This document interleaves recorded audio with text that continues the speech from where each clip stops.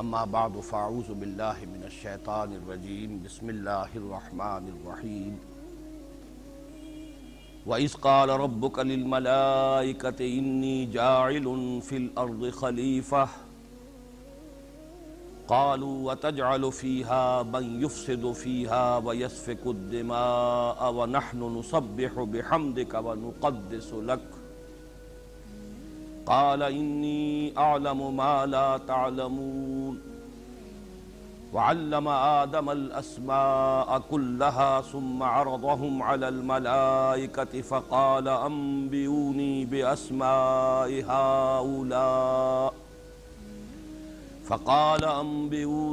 بأسماء هؤلاء إن كنتم صادقين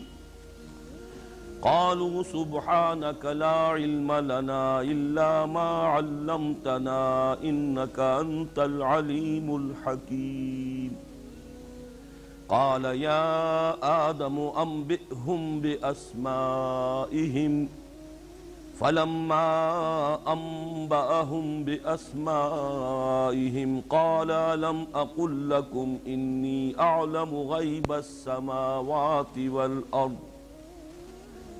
أَلَمْ أَقُلْ لَكُمْ إِنِّي أَعْلَمُ غَيْبَ السَّمَاوَاتِ وَالْأَرْضِ وَأَعْلَمُ مَا تُبْدُونَ وَمَا كُنْتُمْ تَكْتُمُونَ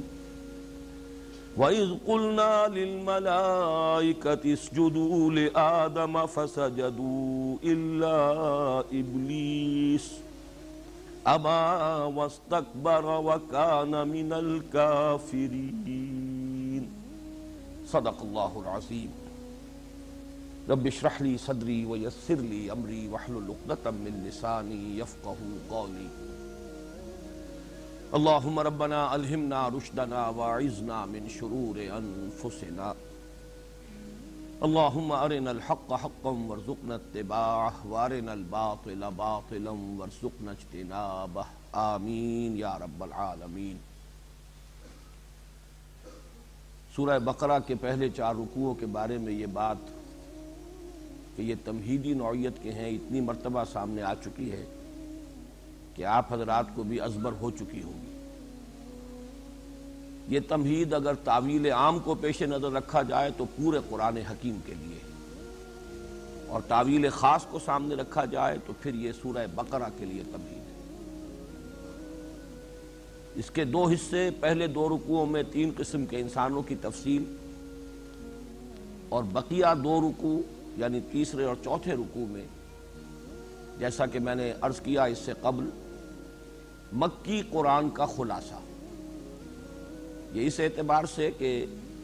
تقریباً 2/3 قرآن جو ہے وہ مکی صورتوں پر مشتمل ہے۔ اب ترتیب مصحف میں تو پہلے یہ صورتیں آ رہی ہیں کہ جو مدنی ہیں، سورہ بقرہ، آل عمران، نساء، مائدہ، لیکن ترتیب نزولی کے اعتبار سے یوں سمجھیے کہ یہ آیات جو ہم پڑھ رہے ہیں اس وقت نازل ہوئی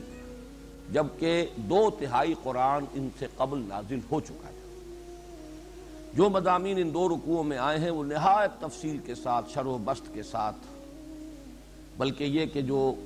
ایمانیات ہیں ان کے ضمن میں رد و قدح، اعتراضات، ان کے جوابات اور ان پر اتمام حجت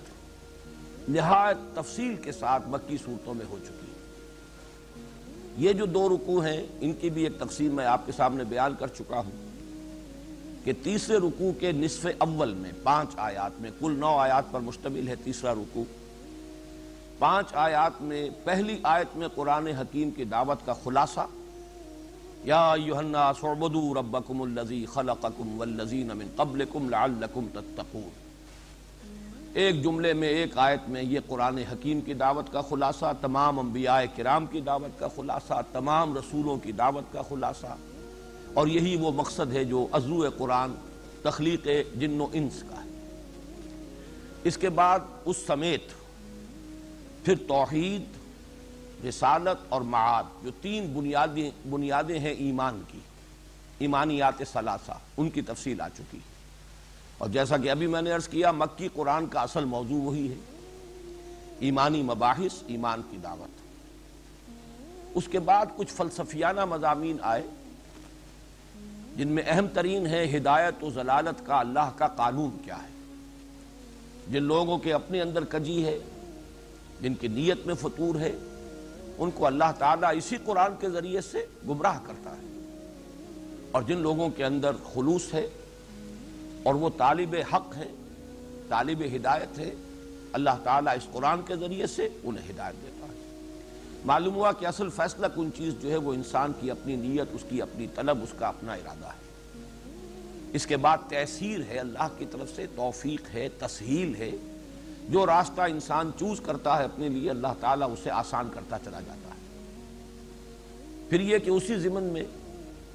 انسان کا جو مرتبہ ہے اور حیات انسانی، اس کی جو عظمت ہے،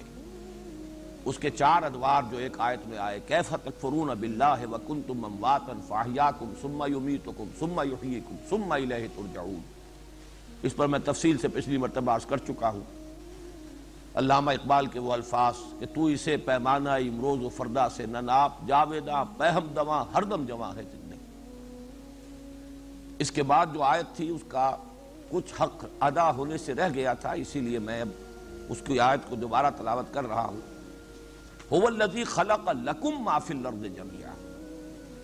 وہی اللہ ہے جس نے کہ تمہارے لیے بنایا ہے جو کچھ کے زمین میں ہے کل کا کل۔ اس سے جیسا کہ میں عرض کر چکا ہوں پچھلی مرتبہ، اگلے رکوع کے مضمون کا گویا کہ یہ تمہید بنی ہے، یہ لنک ہے ان دونوں رکوعوں کے مضامین میں۔ انسان کے لیے بنایا گیا جو کچھ اس زمین میں ہے کل کا کل۔ اسی سے پھر خلافت کا وہ مضمون متعلق ہو جائے گا کہ جو اگلے رکوع میں بڑے اہتمام کے ساتھ، بڑی شان کے ساتھ بیان ہو رہا ہے۔ لیکن اس کا جو دوسرا حصہ تھا وہ ہے کہ جو پچھلی مرتبہ بیان ہونے سے رہ گیا، ثم استوى الى السماء، وہی ہے کہ جس نے بنایا تمہارے لیے زمین میں جو کچھ ہے کل کا کل، پھر وہ متوجہ ہوا بلندی کی طرف۔ یہ استوا کے معنی ہے برابر، سیدھے کھڑے ہو جانا۔ خط استوا وہ ہے کہ جو ہمارے اس کرۂ ارضی کو دو برابر حصوں میں تقسیم کرتا ہے، لیکن جب اس کے بعد صلہ الی کا آتا ہے، سیدھے ہو جانا کسی شے کی طرف، یعنی اس کا قصد کرنا، اس کا ارادہ کرنا، اس کی طرف متوجہ ہو جانا۔ پھر وہ بلندی کی طرف متوجہ ہوا، آسمان کی طرف متوجہ ہوا، فسواہن سبع سماوات، اور اس نے انہیں برابر کر دیا۔ یہ وہی لفظ آ گیا، سوا سے یہ تسویہ ہے، باب تفعیل سے، سوا یسوی تسویتاً، برابر برابر کر دینا، درست کر دینا، ہموار کر دینا۔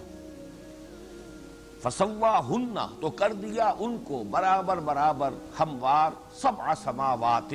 7 آسمانوں کی صورت میں، 7 بلندیوں کی صورت میں، وَهُوَ بِكُلِّ شَيْءٍ عَلِيمٌ، اور وہ ہر چیز کا علم رکھتا ہے۔ اس میں جو کلمہ ثم آیا ہے یہ بڑی اہمیت کا حامل ہے، کہ اگرچہ عام تصور تو یہ بنتا ہے ذہنوں میں کہ پوری کائنات کی تخلیق ہوئی ہے، پھر اس میں کہیں زمین کی بھی تخلیق ہوئی ہے، لیکن قرآن مجید جس شے کو زمین اور آسمانوں سے تعبیر کرتا ہے، ان کی تخلیق میں قرآن حکیم میں جو ترتیب آئی ہے وہ یہ ہے کہ پہلے تخلیق زمین کی ہوئی ہے، پھر یہ آسمانوں کی شکل جو ہے ایک اس کی تشکیل ہوئی ہے اور ان کی صورت گری ہوئی ہے۔ اس لیے کہ ثم جو ہے اس میں کوئی اختلاف نہیں کہ ثم تراخی کے لیے ہے، کسی شے کے بعد آنے کے لیے یہ دلیل قطعی ہے۔ تو ترتیب زمانی جو ہے تخلیق میں، وہ عذر قرآن یہ ہے کہ زمین کی تخلیق پہلے ہوئی ہے، اور زمین میں جو اشیاء ہیں وہ بھی پہلے تخلیق کر دی گئی ہیں، اس کے بعد آسمان کی تخلیق جو ہے وہ اپنے کسی تکمیلی مرحلے میں داخل ہوئی۔ یہ مضمون چونکہ قرآن حکیم میں ایک دوسرے مقام پر بڑی تفصیل کے ساتھ آیا ہے، اور میں یہ چاہتا ہوں کہ وہ زیادہ اس کی تشریح اور تفصیل میں جانے کا تو موقع نہیں ہوگا، لیکن یہ کہ اجمالاً وہ آیات آپ کے سامنے آ جانی چاہیے۔ یہ سورہ حامیم السجدہ کی آیات ہیں، دوسرے رکوع کی، اور یہاں بھی انداز وہی ہے جیسے یہاں ہم دیکھ رہے ہیں کیف تکفرون باللہ، وہی انداز یہاں ہے، قل ائنکم لتکفرون بالذی خلق الارض فی یومین وتجعلون له اندادا ذلک رب العالمین۔ اے نبی ان سے کہیے کیا تم واقعی کفر کرتے ہو؟ یہ وہ سرچنگ قسم کا انداز ہے کہ در حقیقت یہ کفر تمہارا مصنوعی ہے، تمہارے دل میں ایمان ہے، دل میں تم مانتے ہو،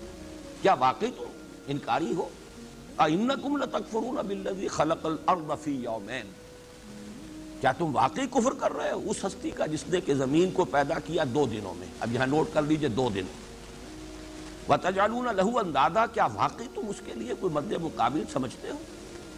یعنی یہ کہ اگر تم بھی خود اپنے گریبانوں میں جھانکو گے، اپنے دلوں کو ٹٹولو گے، تو تمہیں معلوم ہو جائے گا کہ تمہاری فطرت ابا کرتی ہے اس سے کہ اللہ کا کوئی مد مقابل نہیں۔ یہ بھی نوٹ کیجئے سورہ بقرہ کے اس 3 رکوع میں لفظ آ چکا ہے، فَلَا تَجْعَلُوا لِلَّهِ أَندَادًا وَأَنْتُمْ تَعْلَمُونَ، تو تم اللہ کے مد مقابل ہمسر نہ قرار دے دو جانتے بوجھتے۔ ذَلِكَ رَبُّ الْعَالَمِينَ، وہی ہے تمام جہانوں کا مالک اور پروردگار۔ وَجَعَلَ فِيهَا رَوَاسِيَ مِن فَوْقِهَا، اور اس نے اس زمین میں رکھ دیے لنگر، ڈال دیے لنگر اس کے اوپر سے۔ پہاڑوں کے بارے میں اب یہ جیولوجی کا ایک ایشو ہے، یہ کس طریقے سے یہ ماؤنٹینز جو ہیں، یہ جو پہاڑ ہیں کس طور سے وجود میں آئے ہیں، لیکن قرآن مجید نے ایک تصور یہ بھی دیا ہے کہ جیسے اوپر سے کوئی شے گاڑی جائے، ہو سکتا ہے کوئی میٹیریلز آئے ہوں، کوئی خلا سے اس طریقے کا مادی جو ہے بوچھاڑ ہوئی ہو زمین کے اوپر، اور وہ زمین میں دھسی ہو اور گڑ کر پھر اس نے ان پہاڑوں کی شکل اختیار کی ہو، واللہ عالم۔ وَجَعَلَ فِيهَا رَوَاسِيَ مِن فَوْقِهَا وَبَارَكَ فِيهَا وَقَدَّرَ فِيهَا أَقْوَاتَهَا فِي 4 أَيَّامٍ۔ یہ جو ترتیب آ رہی ہے خلق السماوات والارض، قرآن مجید میں متعدد مرتبہ آیا ہے کہ 6 دنوں میں یہ تخلیق ہوئی ہے۔ اب وہ 6 دن ظاہر بات ہے ہمارے 6 دن نہیں ہیں، ہمارے یہ 24 گھنٹے کا دن کا تصور جو ہے اس پر اس کو قیاس نہیں کیا جائے گا۔ اللہ تعالیٰ کے دن ہیں وہ 1000 برس کے، 50,000 برس کے، اور کل کائنات کا دن کیا ہوگا اس کا ہم تصور بھی نہیں کر سکتے، لیکن ہم کہہ سکتے ہیں جدید اصطلاح میں 6 ملینمز ہیں جن میں کہ اس کی آسمانوں اور زمین کی تخلیق ہوئی۔ ابھی میں اس کو کل کائنات نہیں کہہ رہا، اس لیے کہ ہو سکتا ہے کہ آسمانوں اور زمین سے مراد کل کائنات ہو، اور ہو سکتا ہے کہ اس کا کوئی ایک حصہ ہو، کوئی خاص گیلیکسی ہو، اسی گیلیکسی کے اندر یہ 7 جو بلندیوں کا ایک سلسلہ ہے وہ اسی کے اندر مکمل ہو جاتا ہو، یہ واللہ عالم۔ جیسا کہ میں عرض کر رہا ہوں یہ تمام چیزیں ابھی متشابہات کے درجے میں ہیں۔ ہمارا علم جو ہے کاسمولوجی کا اور کریشن آف یونیورس، اس کے بارے میں ابھی تک ہماری معلومات محدود ہیں، لیکن یہ کہ میں اس وقت نوٹ کرا رہا ہوں کہ 2 دن میں فرمایا کہ زمین کی تخلیق ہوئی، پھر مزید 2 دن یعنی کل 4 دن ہو گئے جس میں اللہ نے فرمایا کہ ہم نے اوپر سے لنگر ڈال دیے زمین میں اور اس میں برکت پیدا کر دی۔ اب بارک فیہا یہ وہ چیز ہے کہ جس سے حیات کی نشو و نما ہو سکے۔ برکت اس کو کہتے ہیں کہ کسی شے میں کوئی چیز کوئی خیر مضمر ہو لیکن پھر اسے ظہور میں لایا جائے، ظہور پذیر ہو جائے، وہ ظاہر ہو وہ خیر، تو بارک فیہا ہم نے اس میں برکت رکھی۔ وقدر فیہا اقواتہا، اقوات جمع ہے قوت کی، قوت لا یموت، یہ غذائیں، پھر ہم نے اس میں غذائیں رکھ دی ساری کی ساری۔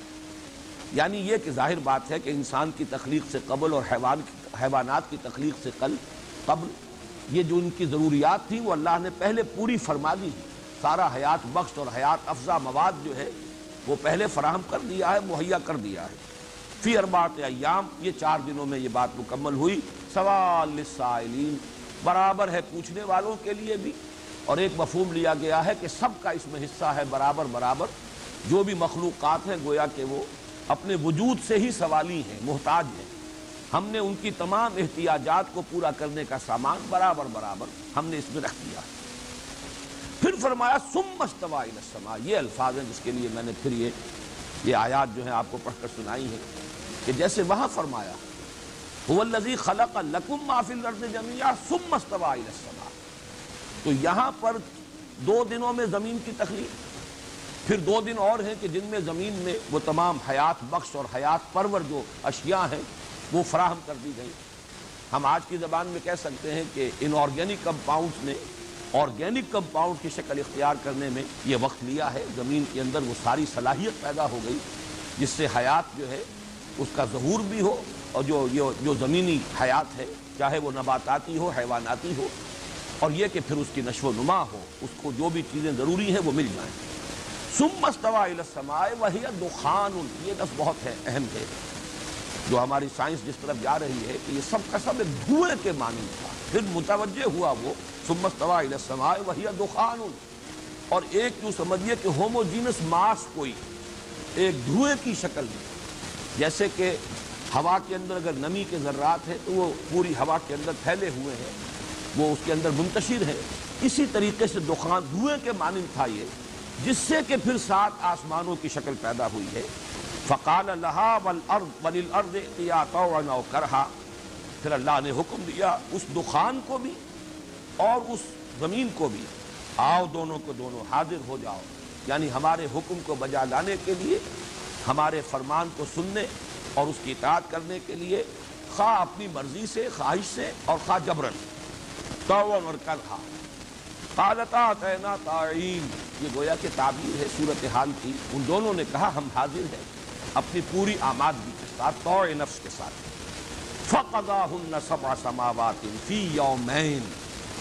پھر اللہ نے ان کو برابر کر دیا، ان کے بارے میں فیصلہ کر دیا، انہیں تقسیم کر دیا 7 آسمانوں کی شکل میں 2 دن۔ گویا کہ 2 جمع 2 جمع 2 6 کی میزان جو قرآن مجید میں اجمالاً بہت مرتبہ آیا، خلق السماوات والارض فی 6 ایام ثم استوى علی العرش، یہ بہت سے مقامات ہیں۔ تو یہاں اس کی تقسیم ہے، اور اس میں بھی ترتیب وہی ہے کہ زمین کی تشکیل، زمین میں جو بھی حیات بخش مواد ہے، حیات پرور جو بھی اللہ نے اس میں چیزیں پیدا کی ہیں، ان کا فراہم کیا جانا یہ پہلے ہو گیا ہے، اور اس وقت تک ابھی اس کے گرد معلوم ہوتا ہے کہ یہ جو آسمانوں نے جو شکل اختیار کی ہے یہ ابھی دخان کی شکل میں، یہ ایک بہت بڑے ایک بادل کی سی صورت میں، ایک سسپینشن کی شکل میں جو بھی مادہ تھا جس سے کہ پھر وہ آسمانوں کی تشکیل ہوئی ہے، وہ ابھی انڈیفرینشیٹڈ تھا، ابھی اس کے اندر کوئی تشکیل نہیں ہوئی تھی، ہوموجینس قسم کا ماس۔ فقضاہن 7 سماوات فی یومین واوحی فی کل سماء امرہا، پھر 2 دنوں میں اللہ تعالیٰ نے انہیں 7 آسمانوں کی شکل میں ان کو تقسیم کر دیا، اور ہر آسمان میں اللہ تعالیٰ نے جو اس کے حصے کا کام ہے اس کو وحی کر دیا۔ وَزَيَّنَّا السَّمَاءَ الدُّنْيَا بِمَصَابِيحَ،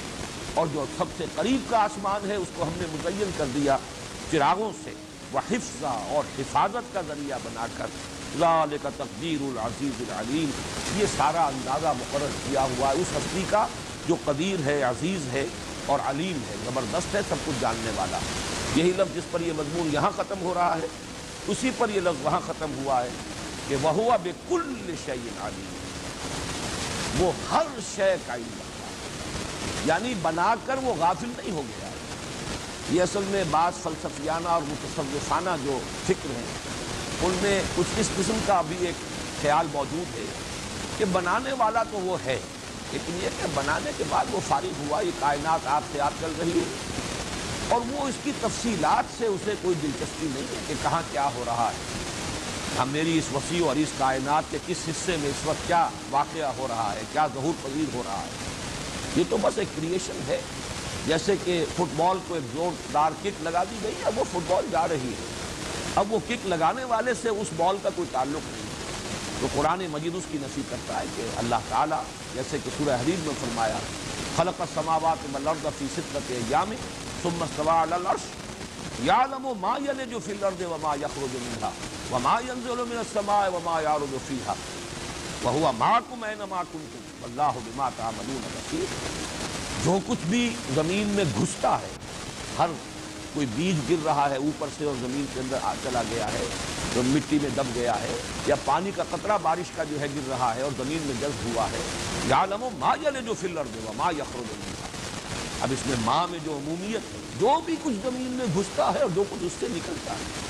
ہر کونپل جو پھوٹ رہی ہے اور ہر بیج جو ہے اس سے جو پتیاں نمودار ہو رہی ہے، وہ سب اس کے لیے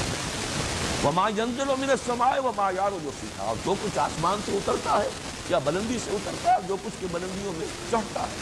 آسمان کی طرف عروج کرتا ہے، سب اس کے لیے۔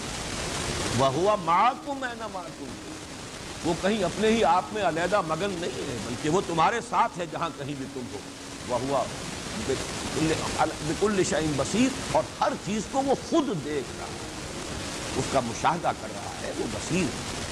یہ تصور جو ہے اس کو ذہن میں رکھ لیجیے۔ البتہ جیسا کہ میں نے عرض کیا ہے کہ ابھی یہ حصہ ضرور ایسا ہے کہ اس کے بارے میں آسمانوں کی حقیقت، 7 آسمانوں کی حقیقت، ان سے کیا مراد ہے، ابھی ہمارا جو مادی علم ہے وہ اس درجے تک نہیں پہنچا کہ اس کے بارے میں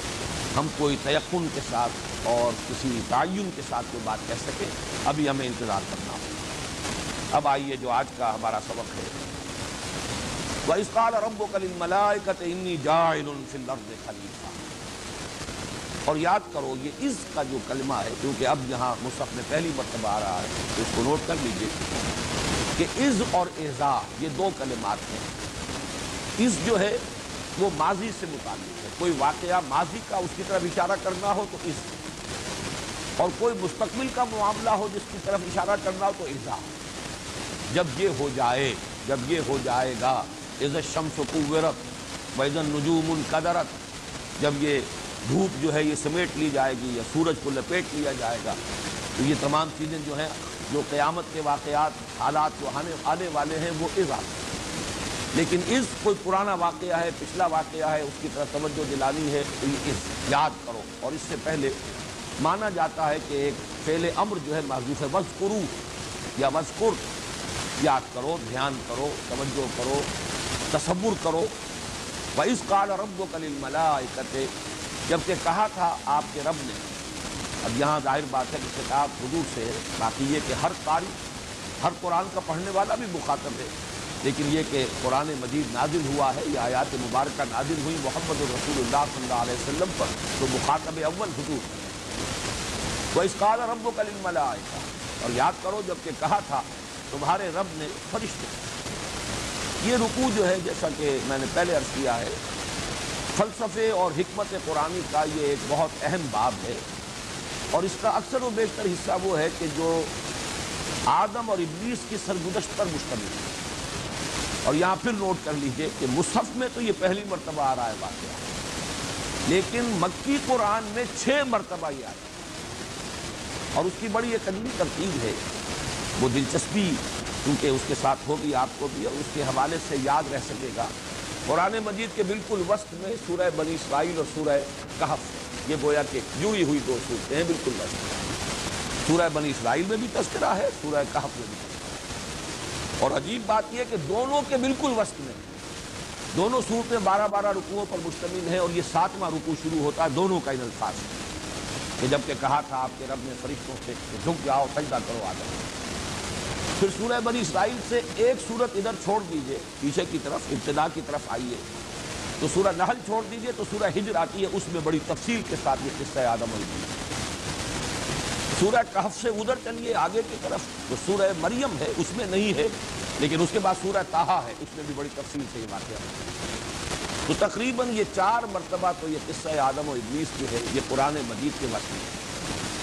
پھر یہ کہ 2 حصے جو ہیں وہ بھی ایک بڑی سیمیٹریکل ڈسٹریبیوشن ہے. شروع سے 8واں پارہ، اس میں آپ کو سورہ اعراف کا دوسرا رکوع بڑی شرح و بسط کے ساتھ یہ واقعہ ہے. ادھر سے واپس آئیں گے تو 8واں پارہ، 30ویں سے واپس گنتی کیجئے تو 8واں جو ہے وہ 23واں پارہ بنے گا. اس میں سورہ صاد میں پھر وضاحت کے ساتھ یہ بنے گا. تو بہت ہی سیمیٹریکل ڈسٹریبیوشن ہے اس قصہ آدم و ابلیس کی قرآن مجید. لیکن یہ 6 کے 6 مقامات جو میں نے آپ کو گنوائے ہیں یہ مکی صورت بالاتفاق یہ ہے مدنی صورت جس میں اس واقعے کا پھر ایک مرتبہ جو ہے وہ خلاصہ دیا جا رہا ہے. البتہ ذرا جو عنوانات ہیں آج کے اس حصے میں اس کو ذرا نوٹ کر لیں. پورے رکوع کے میں آپ کہہ سکتے ہیں کہ 5 مضامین بیان ہیں. سب سے پہلے یہ کہ آدم اور ان کی ذریت کا اصل مقام اور مرتبہ کیا ہے، یعنی خلیفۃ اللہ فی الارض، یہ ان کا مقام ہے، بہت بلند مقام ہے آدم کا. پھر یہ کہ اس خلافت کی بنیاد کیا ہے، اساس کیا ہے. اہل اگر ہوئے ہیں آدم اور ان کی ذریت خلافت ارضی کے تو وہ کس بنیاد پر. یہ 2 مضامین جو میں نے گنوائے ہیں یہ ایکسکلوسیو ہیں اس مقام پر. بقیہ 6 مقامات جو میں نے گنوائے ہیں ان میں یہ 2 مضامین آپ کو نہیں ملیں گے. البتہ ان میں سے 3 مقامات پر ایک اضافی مضمون ملے گا جو یہاں نہیں ہے. اس طریقے سے قرآن مجید میں یہ چیزیں اگر آئی ہیں بائی ریپیٹیشن تو یہ نہ سمجھیے کہ وہ خالص ریپیٹیشن ہے، تکرار محض نہیں ہے. ہر جگہ پر کوئی نئی بات ہے، ہر جگہ کوئی نئی شان ہے. پھر جس کانٹیکسٹ میں وہ اس صورت میں مضمون آیا ہے اس کے حوالے سے اس کے عمود اور اس کے مرکزی مضمون سے اس کا خصوصی ربط ہے. کہ اس کانٹیکسٹ میں رکھ کر دیکھیں گے تو اس سے کوئی اور رہنمائی اور علم اور حکمت کے جو ہے نئے گوشے جو ہے وہ نمودار ہوتے ہیں۔ اور وہ جو میں عرض کر رہا ہوں کہ جو اس مقام پر نہیں ہے وہ ہے تخلیق انسان۔ مادہ تخلیق کیا ہے وہ آپ کو جیسا کہ میں ابھی عرض کروں گا کہ وہ سورہ ہجر، سورہ صاد اور سورہ اعراف میں ہے، باقی تین وہ مقامات بھی اس سے خالی ہیں اور اس جگہ بھی یہ مضمون موجود نہیں، تخلیق انسان۔ بہرحال آدم اور ذریت آدم کا مقام اور مرتبہ یعنی خلافت عرضی۔ نمبر 2، خلافت کی اساس علم، وعلم آدم الاسماء کلھا۔ یہ دو چیزیں ایکسکلوسیو، اور یہ جیسا کہ میں نے ابھی عرض کیا اور جیسا کہ ان عنوانات سے خود بخود واضح ہو رہا ہے، فلسفہ اور حکمت کے یہ اہم اور اساسی مضامین ہیں۔ پھر جو مضمون آتا ہے وہ ہے تمام فرشتوں کو سجدے کا حکم حضرت آدم کے سامنے سجدہ کرنا، تفصیل بعد میں آ جائے گی۔ یہ ان 7 کے 7 مقامات ہیں، 6 وہ مکی مقامات اور 7واں یہ مدنی صورت ہے سورہ بقرہ جو ہم پڑھ رہے ہیں۔ اس کے بعد جنت میں آزمائشی قیام حضرت آدم اور ان کی زوجہ حضرت حوا سلام علیہما، ان دونوں کا آزمائشی مقام، آزمائشی کہنے یا ایک طرح کی ڈیمانسٹریشن کے لیے، تربیت کے لیے، وہ یہ کہ ان کو یہ معلوم ہو جائے کہ ہماری تخلیق میں بھی کچھ خلا ہے، کوئی کمزوری ہے، خلق الانسان ضعیفا، اور اس خلا اور اس کمزوری سے ہمارا دشمن ازلی ہے ابلیس، جو بھرپور فائدہ اٹھانے کی کوشش کرے۔ اس کا ایک تجربہ انہیں کرا دیا گیا۔ اس کا ذکر جو ہے وہ بھی موجود ہے سورہ طٰہٰ میں اور سورہ اعراف میں بڑی شرح و بسط کے ساتھ، بلکہ یہاں سورہ بقرہ میں اتنی تفصیل کے ساتھ ہے۔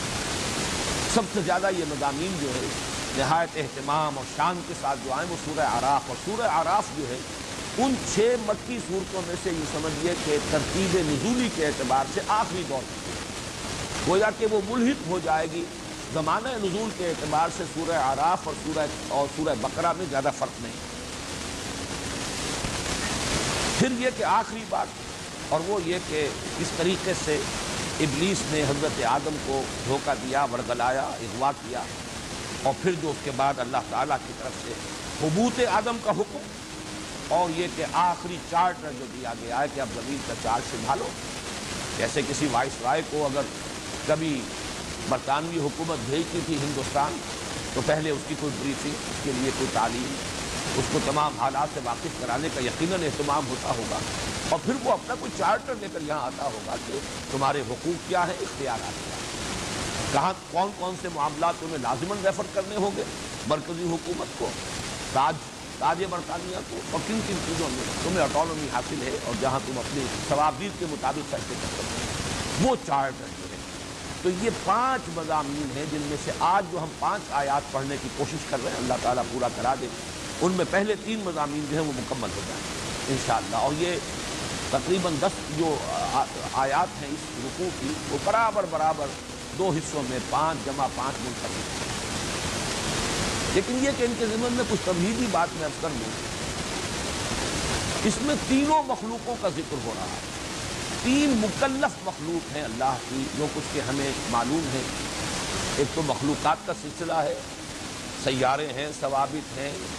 سٹارز ہیں، گیلیکسیز ہیں، جمادات ہیں، نباتات ہیں، اسی طریقے سے حیوانات جو ہیں زمین کے، یہ مکلف نہیں ہے۔ مکلف کس معنی میں؟ مکلف جو ہے یہ اس میں مفہوم التکلیف، رسپانسبل، جن پر کوئی ذمہ داری ڈالی گئی، جنہیں کوئی شعور اور ارادہ دیا گیا، جو کس سے اپنے شعور ذات بھی رکھتے ہو کہ ہم ہیں، اپنے وجود کا شعور رکھتے ہیں، اور پھر یہ کہ ان پر کوئی ذمہ داری بھی ہو اور مسئولیت بھی۔ وہ عوامر اور نواہی، احکام کے اور جن چیزوں سے روکا گیا ہے اس کے مخاطب بنائے گئے ہیں، اور اس کا پھر ان پر محاسبہ۔ یہ 3 ہیں صاحب شعور یا خود شعوری رکھنے والی مخلوقات اللہ کی، اور تینوں کے لیولز کو پہچانا۔ بلند ترین مخلوق ملائکہ،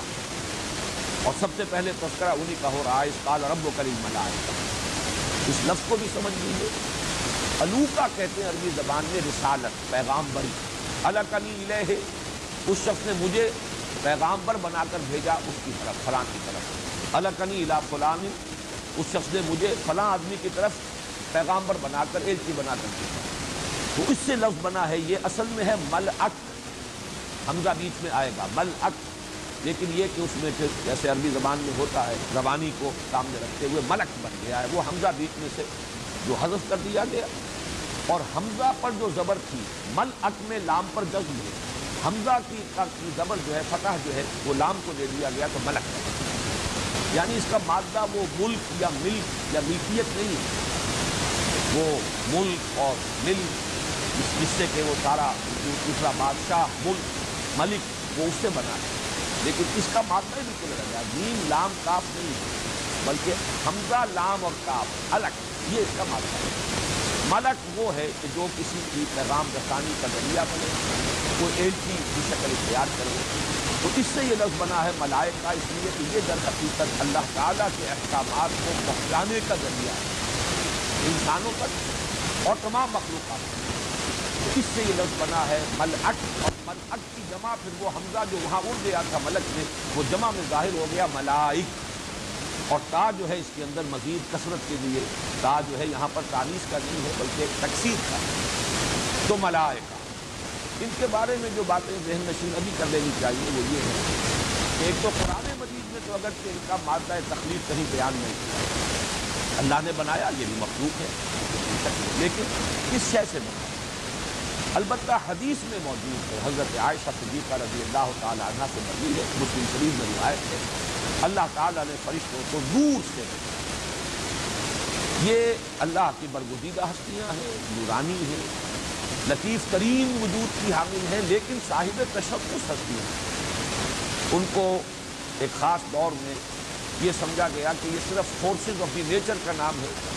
ان کا کوئی تشخص نہیں ہے، کوئی پرسونیفائڈ ایگزسٹنس نہیں ہے، یہ گمراہی ہے اور سلف کے تمام اجماع کے خلاف، یہ صاحب تشخص ہے اور مشخص وجود علیحدہ لیکن بہت لطیف شے مختلف شکلیں اختیار کر سکتی ہے، لہذا فرشتے بھی مختلف صورتوں میں ظاہر ہو سکتے ہیں، جیسے کہ ثابت ہے کہ حضرت جبرائیل بعض اوقات انسانی شکل میں آتے تھے، حدیث جبرائیل مشہور ترین حدیث جس کو ام السنہ کہا گیا ہے، اس میں حضرت جبرائیل کی آمد ثابت ہے ایک انسانی شکل، لیکن یہی در حقیقت انہی فرشتوں کا تصور ہے کہ جو مشرکانہ جو مذاہب، یہ بھی ذہن میں رکھیے کہ مشرکانہ مذاہب در حقیقت توحید ہی کی بگڑی ہوئی شکلیں ہیں، اس لیے کہ نسل انسانی کا آغاز جو ہے وہ شرک سے نہیں ہوا، توحید سے ہوا، حضرت آدم پہلے انسان اور وہ موحد کامل، وہ اللہ کے نبی، لہذا یہ نہ سمجھیے کہ نسل آدم نے جو آغاز کیا ہے، یہ بھی مغربی جو فلسفہ ہے اور جس انداز سے انسان کے تمدن کے ارتقاء کے مراحل بیان کیے جاتے ہیں تو معلوم ہوتا ہے میری جہالت تھی، اگنورنس تھی، کچھ معلوم نہیں تھا، وحشت تھی، مادی اعتبار سے وہ اپنی جگہ پر صحیح ہو سکتا ہے، لیکن جہاں تک اس فکر کا تعلق ہے، اللہ کو پہچاننے کا تعلق اور اس کی توحید کا معاملہ، یہ تو اول روز سے کامل تھا، بعد میں اس میں تنزل ہوا ہے کہ انسان مظاہر پرستی کی طرف، عناصر پرستی کی طرف، وہ جہالت ہے انسان کی، لیکن یہ کہ علم سے جہالت کی طرف گیا ہے، انسان جہالت سے علم کی طرف نہیں آ رہا ہے، مادی اعتبار سے کہا جا سکتا ہے کہ انسان مادی علوم کے اعتبار سے، سائنٹیفک نالج کے اعتبار سے جہالت سے علم کی طرف آ رہا ہے، لیکن یہ جو اصل ہدایت ہے جو اس رکوع کے آخر میں آئے گا فَإِمَّا يَأْتِيَنَّكُم مِّنِّي هُدًى، اس ہدایت کے اعتبار سے تو وہ جو علم ہے صحیح، اس سے در حقیقت انسان نے تنزل کیا ہے کہ وہ شرک کی طرف گیا، اور اس شرک کی جہاں شکل یہ ہوئی کہ مظاہر فطرت کو انسان نے پوجنا شروع کیا، جہاں عناصر جو ہے اس کے معبود بن گئے، وہیں یہ ملائکہ کے بارے میں اس کا تصور جو ہے اس میں یہ گمراہی پیدا ہوئی کہ انہوں نے یہ سمجھا کہ یہ صاحب اختیار ہستیاں ہیں، لہذا ان کی بھی کچھ پوجا پاٹ ہونی چاہیے، کچھ ان کو بھی اختیار حاصل ہے، بہت بزرگ ہستیاں ہیں، عربوں میں تصور یہ تھا یہ خدا کی بیٹیاں ہیں، یہ بڑی سفارش جو ہے ان کی چلے گی اور اللہ تعالیٰ کہ ہاں یہ سفارش کریں گے تو بیڑا پار ہو جائے گا، ہؤلاء شفعاؤنا عند اللہ، اور یہ سفارش کریں گے اور ان کے ذریعے سے ہم اللہ کا تقرب حاصل کر سکتے ہیں، وما نعبدهم الا ليقربونا الى الله زلفى، یہ گمراہی ہے۔ ہمارا اعتقاد، ہمارا یقین حضور صلی اللہ علیہ وسلم کی بتائی ہوئی بات اور قرآن مجید کے مختلف مقامات سے جو بات ثابت ہوتی ہے کہ بہت برگزیدہ ہستیاں ہیں، نورانی الاصل ہونے کی بنا پر، نوری الاصل ہونے کی بنا پر اللہ سے بہت قرب انہیں حاصل ہے، اللہ تعالیٰ سے براہ راست یہ تلقی کرتے ہیں، اور ترشحات جو ہوتے ہیں اللہ تعالیٰ کی طرف سے ان کو قبول کرنے اور جذب کرنے کی صلاحیت ہے۔ احکام خداوندی براہ راست ان کو پہنچتے ہیں اور یہ آگے پہنچاتے ہیں، لیکن اختیار اور ارادہ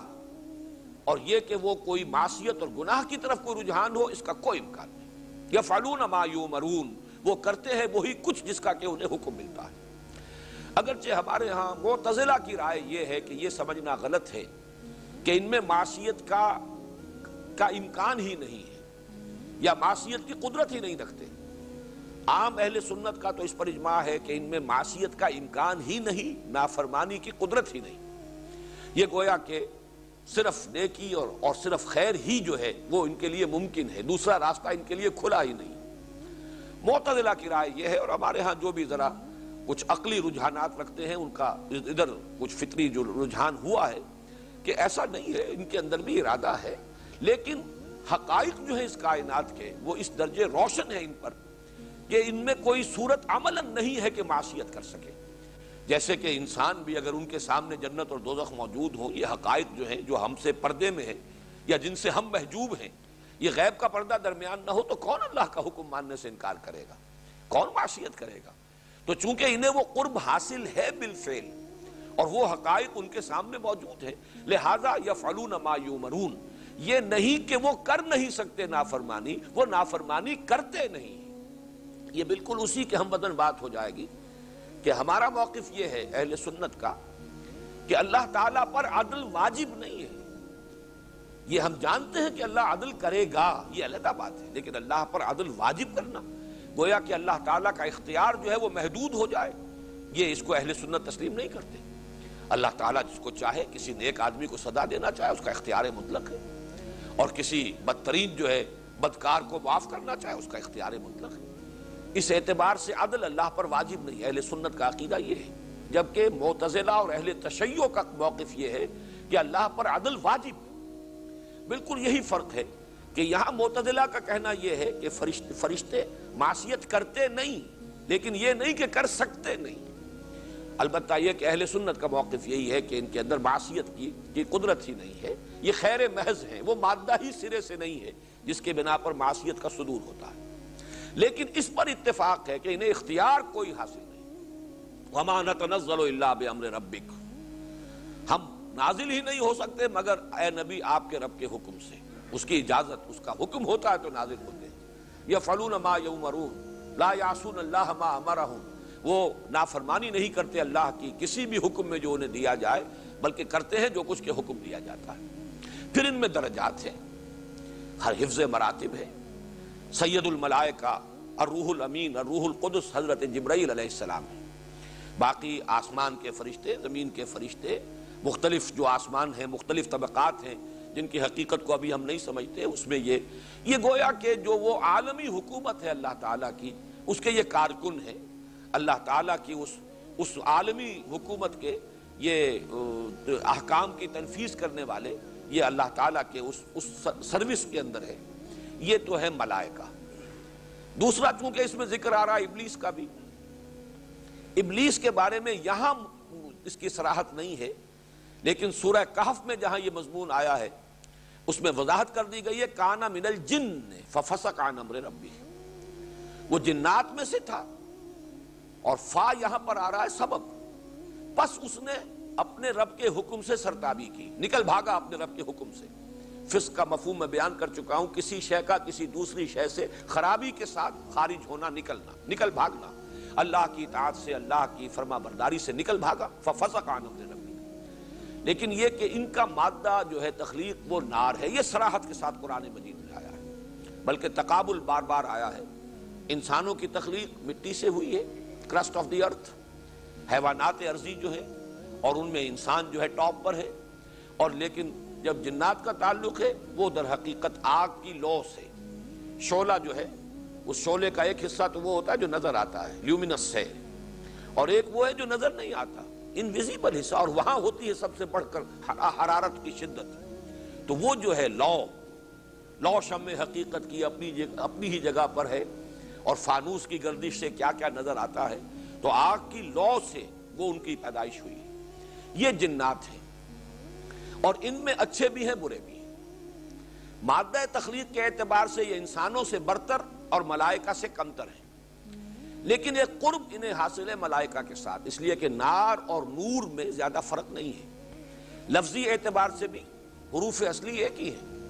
نار اور نور بیچ میں الف اور واو جو ہیں یہ تو وہ حروف علت ہیں کہ جو ایک دوسری کی جگہ پر آ جاتے ہیں، بدل جاتے ہیں، تو نار اور نور جو ہے ان میں زیادہ فصل نہیں ہے، مادہ بھی ایک ہی ہے، اس اعتبار سے قرب ہے۔ اور چونکہ آگ جو ہے لطیف شے ہے، اور خاک کے مقابلے میں یہ کرسٹ آف دی ارتھ اور یہ کلے جو ہے اس سے کہیں زیادہ لطیف شے ہے، اس کے اندر بھی ان میں بھی وہ وصف ہے کہ یہ شکلیں اختیار کر سکتے ہیں۔ خود اپنی جگہ پر بحیثیت جن جو ان کی اصل تخلیق ہے یہ بھی انویزیبل ہے، اسی لیے ان کو جن کہا گیا ہے۔ جنہ یہ آ چکا ہے، جنات کی ضمن میں عرض کر چکا ہوں۔ باغ کو اس لیے جنت کہتے ہیں کہ اس میں جو بھی اوپر ہریاول ہے، جو بھی پلانٹیشن ہے، اس کی وجہ سے زمین چھپ جاتی ہے، مخفی ہو جاتی، زمین نظر نہیں آتی۔ تو جن وہ ہیں جو نظر نہیں آتے، غیر مرئی وجود ہے ان کا، لیکن چونکہ ان کا بھی مادہ تخلیق لطیف ہے، یہ بھی شکلیں بدل سکتے ہیں، انسانی صورت میں آ سکتے ہیں، حیوانات کی شکل اختیار کر لیتے ہیں، اور بعض احادیث سے معلوم ہوتا ہے کہ خاص طور پر سانپوں کی شکل یہ اختیار کرتے ہیں۔ یہ موطا امام مالک کی حدیث میں ایک بڑا واقعہ بھی ہے، اہم جو بیان ہوا ہے۔ حضور نے فرمایا بھی کہ لوگوں مدینے میں اگر کوئی سانپ کہیں ظاہر ہو تو پہلے اسے وارن کیا کرو، فوراً اسے ہلاک نہ کیا کرو، اس لیے کہ ان میں بہت سے وہ ہیں کہ جو جن ہیں اور جنہوں نے سانپ کا روپ دھرا ہوا ہے۔ بہرحال یہ دوسرا ہے، اور ان میں جو قرب ہے اسی کی وجہ سے بعض لوگوں کو یہ مغالطہ بھی ہوا، اور 6 جگہوں پر قرآن مجید میں اس طور سے ذکر آیا ہے ملائکہ کے ساتھ مل کر فرشتوں نے سجدہ کیا، لیکن فسجدوا الا ابلیس، جب سجدوا الا ابلیس آتا ہے تو اس میں کچھ اشتباہ ہو جاتا ہے کہ شاید ابلیس بھی فرشتوں میں سے تھا، اور بعض لوگ اس رائے کے حامل ہو بھی گئے۔ لیکن جیسا کہ میں نے عرض کیا تھا، قرآن مجید میں ریپیٹیشن یوں ہی نہیں ہے، بلا سبب نہیں ہے۔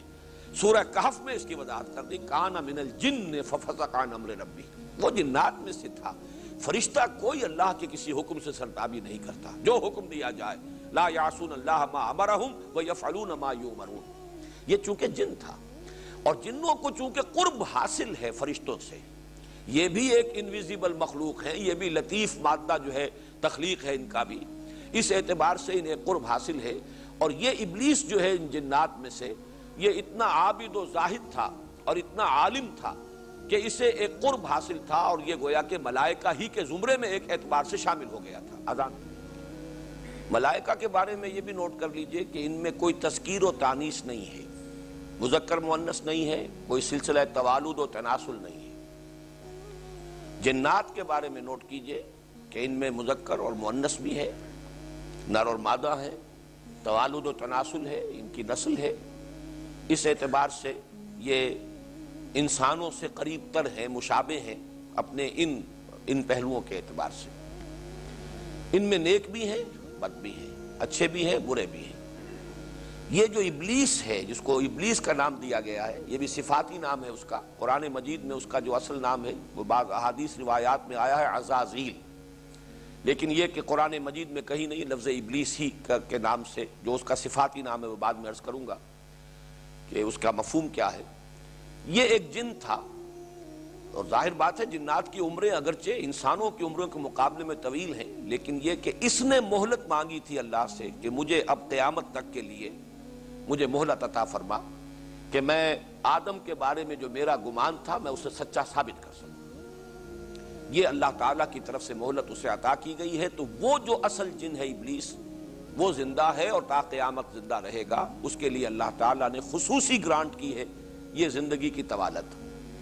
مولانا اصلاحی صاحب کو کچھ اس میں مغالطہ ہوا ہے، یہ اجماع ہے ہمارے تمام مفسرین کا کہ وہ جو پرٹیکولر پرسن ہے ابلیس عزازیل، وہ ہے مستقل۔ البتہ یہ کہ اور ذریت ابلیس اور ذریت جنوں کی ذریات جو ہیں اور مختلف جنوں میں اس کے پیروکار شیطان کا لفظ جب آئے گا تو وہ عام ہوگا۔ شیاطین تو جن و انس دونوں میں ہیں، انسانوں میں سے بھی جو نافرمان ہیں اور جو شر کے داعی بن کر کھڑے ہو جاتے ہیں، غلط بات کی طرف لوگوں کو دعوت دیتے ہیں، وہ بھی سب شیاطین ہیں جن میں سرکشی ہے، تمرد ہے۔ اسی طریقے سے جنوں میں بھی تو شیاطین جن و انس یا الشیطان یہ تو عام ہو سکتا ہے، لیکن ابلیس ایک معین فرد ہے جنوں میں سے کہ جس کے ساتھ وہ واقعہ پیش آیا تھا، جو اپنے علم اور زہد اور تقوی اور عبادت کی وجہ سے وہ گویا کہ ایک اعتبار سے ملائکہ ہی میں شامل ہو گیا تھا، اسی لیے اس حکم کا وہ مخاطب قرار پایا جب سجدے کا حکم دیا گیا، اور اسی نے تکبر کیا، استکبار کیا، اور پھر اس پر لعنت ہوئی اللہ کی طرف سے، راندہ درگاہ ہوا، لیکن اس نے مہلت طلب کی کہ پروردگار مجھے اب مہلت دے دے، انظرنی الی یوم یبعثون، اس وقت تک کے لیے جب کہ تو دوبارہ اس پوری ذریت آدم کو اٹھائے گا اور دوبارہ زندہ کرے گا، اس وقت تک مجھے مہلت دے۔ یہ اسے گرانٹ کی گئی ہے، اس کی یہ جو درخواست جو ہے وہ اللہ تعالیٰ نے منظور فرمائی ہے۔ اب تیسرے درجے میں آئیے، انسان یا آدم۔ اس میں جو بات میں نوٹ کرانا چاہتا ہوں سب سے پہلے وہ یہ ہے کہ جہاں بھی قرآن مجید میں انسان کی تخلیق کا ذکر آیا ہے وہاں صرف ایک استثناء ہے کہ لفظ آدم استعمال ہوا۔ انسان، بشر، یہ دو الفاظ ہیں جن کے حوالے سے تخلیق کا تذکرہ ہوا۔ یہ بہت اہم بات ہے، اس کو نوٹ کرنے کی ضرورت ہے، اس لیے کہ اکثر و بیشتر جگہوں پر آدم کا ذکر نہیں ہے بلکہ بشر یا انسان۔ اس اعتبار سے جو نتیجہ نکلے گا وہ میں ابھی عرض کروں گا۔ یہ جو بشر کی تخلیق ہوئی ہے، ایک جگہ پر یہ ثابت ہوا، یہ سورہ ہجر میں ہے، کہ زمانی اعتبار سے مؤخر ہے انسان۔ وَالْجَانَّ خَلَقْنَاهُ مِن قَبْلُ مِن نَارِ السُّمُومِ، یہ سورہ ہجر کے اندر آیا ہے، وَلَقَدْ خَلَقْنَا الْإِنسَانَ مِن صَلْصَالٍ مِن حَمَإٍ مَسْنُونٍ وَالْجَانَّ خَلَقْنَاهُ مِن قَبْلُ مِن نَارِ السَّمُومِ، انسان کو ہم نے پیدا کیا اس سنے ہوئے گارے کی مٹی سے جو سوکھ کر کھنکنے لگا تھا، پپڑی سی جو بن جاتی ہے دلدلی علاقوں میں، دلدل ہے اس کے اوپر کوئی ایک لیئر سی بن جاتی ہے پپڑی سی، اور وہ سوکھتی ہے، کھنکتی ہے، تو سنا ہوا گارا، سڑا ہوا گارا، وہ کیچڑ، اور وہ جب سوکھا اور اس کے اندر کھنکنے کی کیفیت پیدا ہو گئی، اس سے ہم نے انسان کو بنایا۔ وَالْجَانَّ خَلَقْنَاهُ مِن قَبْلُ مِن نَارِ السَّمُومِ، اور جنوں کو ہم نے بنایا تھا، پیدا کیا تھا اس سے پہلے، اور وہ آگ کی لو سے۔ تو معلوم یہ ہوا کہ ایک زمانی جو ہے معاملہ وہ یہ ہے، ظاہر بات ہے ملائکہ اولین مخلوق، پھر جنات یہ نار سے پیدا کیے گئے، اور اس کے بعد سب سے مؤخر جو ہے وہ مخلوق انسان ہے۔ ان تین میں سے یہ جو تین مکلف میں نے عرض کیا مخلوقات ہیں، ملائکہ، جنات، انسان، ان میں یہ سب سے بعد میں، اور اس کا مادہ تخلیق جو ہے یہ کرسٹ آف دی ارتھ، زمین کا یہ اوپر کی پپڑی، کلے جسے آپ کہتے ہیں، مٹی، لیکن قرآن مجید نے اس کے لیے مختلف جگہوں پر 5-6 مختلف تعبیرات اختیار کی ہیں۔ کہیں صرف تراب کہا ہے، تراب، تراب جو ہے وہ ریت نہیں، مٹی، ریت علیحدہ شے ہے جو ریگستانوں میں ہوتی ہے، مٹی وہ ہے کہ جو زرخیز جگہ ہوتی ہے وہ مٹی ہے۔ کہیں اسے تین کہا ہے، تین گارے کو کہتے ہیں، جب مٹی کو آپ گوندھ لیں پانی کے اندر تو وہ گارا بنتا ہے۔ کہیں اسے تین لازب کہا ہے، وہ گارا اگر کچھ عرصے پڑا رہے اور اگر اس میں کہیں کوئی آرگینک میٹر بھی ڈال دیا جائے تو اس میں لیس پیدا ہوتا ہے، فرمنٹیشن ہوتی ہے۔ جیسے کہ آج کل بھی دیہات میں گھروں کو لیپنے کے لیے، پوتنے کے لیے وہ جو تغاریاں بنا دی جاتی ہیں تو اس میں کچھ توڑی ڈال دیتے ہیں، یہ وہ آرگینک میٹر ہے جو آپ نے ڈال دیا ہے، اب اس سے اس کے اندر اب وہ تبخیر ہوئی ہے، فرمنٹیشن ہوئی ہے، اور اس سے اس کے اندر ایک طرح کا لیس پیدا ہو گیا ہے، جس سے کہ اب اگر آپ اسے لیپیں گے، پوتیں گے تو کریکس نہیں آئیں گے، بلکہ اس کے اندر وہ لوچ ہے۔ یہ تین لازم ہے۔ پھر کہیں کہا گیا حمأ مسنون، حمأ مسنون، اس کے اندر ایک بدبو پیدا ہو جائے، سڑاند پیدا ہو جائے، یہ حمأ مسنون۔ اس سے آگے وہ ہے جو یہاں میں ابھی عرض کر رہا ہوں، من صلصال من حمأ مسنون، وہ جب سوکھ کر کھنکنے لگے، جس کی کہ میں نے مثال آپ کو دی ہے کہ دلدلی علاقوں میں جو پپڑی سی اوپر بن جاتی ہے وہ کھنکتی ہے، تو من صلصال من حمأ مسنون، یہ ہے مادہ تخلیق۔ البتہ یہ مسئلہ کہ آیا یہ تخلیق جو اللہ نے کی ہے اس طور سے کی ہے کہ اس گارے کا پتلا بنایا، جیسے کہ پتلا کو بچہ کھیلتا ہے، بناتا ہے، یا کوئی اور کوئی ہمارا فرض کیجئے کہ بچہ نہیں، کوئی بڑا فنکار ہو اور مجسمہ تراش ہو تو وہ بجائے پتھر سے مجسمہ بنانے کے اگر وہ کلے سے، گارے سے مجسمہ بنائے اور اس سے ہی پھر براہ راست اللہ نے اس میں پھونکا اور وہ جان پڑ گئی، تو یہ چیز بھی ہرگز نہ مستبعد ہے نہ ناممکن ہے اللہ کے لیے، چونکہ اس کی ایک مثال ہمارے سامنے موجود ہے کہ حضرت عیسیٰ علیہ السلام کو جو معجزات عطا کیے گئے ان میں سے یہ معجزہ ہے کہ وہ خود اپنے ہاتھ سے اخلق لکم کہیئۃ الطیر، من الطین کہیت الطیر، گارے سے میں بناتا ہوں پرندے کی سی صورت، اور پھر میں اس میں پھونک مارتا ہوں، فیکون طیرا باذن اللہ، تو وہ اڑتا ہوا پرندہ ہو جاتا ہے اللہ کے حکم سے۔ اسی طرح آدم کی تخلیق ہوئی ہو، کوئی ناممکن بات نہیں ہے، عین ممکن ہے، اللہ نے ایسا ہی کیا ہو۔ گویا کہ اگر یہ تصور بھی ہے تو یہ کوئی بعید تصور نہیں ہے، بعید از قیاس نہیں ہے، بعید از امکان نہیں ہے۔ پھر اس میں بھی دو امکانات ہیں۔ عام طور پر جو تصور ہے وہ یہ ہے کہ وہ مٹی یہاں سے لے جائی گئی ہے، اب زمین کا کرسٹ آف دی ارتھ ہے، زمین سے بنایا ہے، تراب تو یہاں ہے، یہ آسمانوں پر لے جائی گئی ہے اور وہاں پر پھر اس کا مجسمہ بنا ہے، اور پھر وہاں سے وہ جب روح پھونکی گئی ہے تو وہ آدم کی شکل اختیار کی ہے اس نے، اور پھر انہیں زمین پر اتارا گیا۔ یہ عام تصور ہے۔ میں اس کو بھی کہتا ہوں کہ یہ بھی کوئی ناممکنات میں سے نہیں ہے، اللہ تعالیٰ کے لیے عین ممکن ہے، اس کی قدرت سے بعید نہیں ہے۔ اگر حضرت عیسیٰ علیہ السلام کو اللہ تعالیٰ زندہ آسمان پر لے گیا ہے اور پھر وہ آئیں گے، ہمارا عقیدہ ہے، صحیح احادیث کے اندر اس کی خبر موجود ہے، تو یہ بھی ناممکنات میں سے نہیں۔ لیکن تیسری چیز بھی ناممکنات میں سے نہیں ہے، وہ یہ کہ یہ سارا معاملہ زمین ہی پر ہوا ہو، اور تخلیق کا یہ کہ تمام مراحل اسی طور سے طے ہوئے ہوں جس طور سے کہ جو بھی حیاتیات کے علماء اور ماہرین ہیں وہ بیان کرتے ہیں۔ ابھی اس فرق کو چھوڑ دیجئے، ایوولوشن اور میوٹیشن، یہ دو الفاظ علیحدہ ہیں، لیکن ان دونوں میں فرق نہیں ہے اس اعتبار سے کہ وہ اس کو تو تسلیم کرتے ہیں کہ زمین میں تدریجاً یہ حیوانات کا ایک سلسلہ جو ہے اس نے ترقی پائی ہے۔ البتہ یہ کہ لوور سپیشیز سے ہائر سپیشیز کیسے وجود میں آئی، یہ مسئلہ وہ ہے جو ابھی تک حل نہیں ہو سکا، اس لیے کہ جو بھی اس کی تشریح یا جو تعویل اور توجیہ کی تھی ڈارون نے، اس میں بہت سی ایسی چیزیں ہیں کہ جن کے لیے کوئی سائنٹیفک پروف ابھی تک فراہم نہیں کیا جا سکا۔ یعنی یہ کہ حالات کے تغیر سے جو انسان یا جو ایک جاندار جو آرگنزم ہے وہ اپنے اندر کچھ ایڈیپٹیشن پیدا کرتا ہے اور نئے قسم کے ایکوائرڈ کریکٹرز جو ہے نئی صفات حاصل کر لیتا ہے،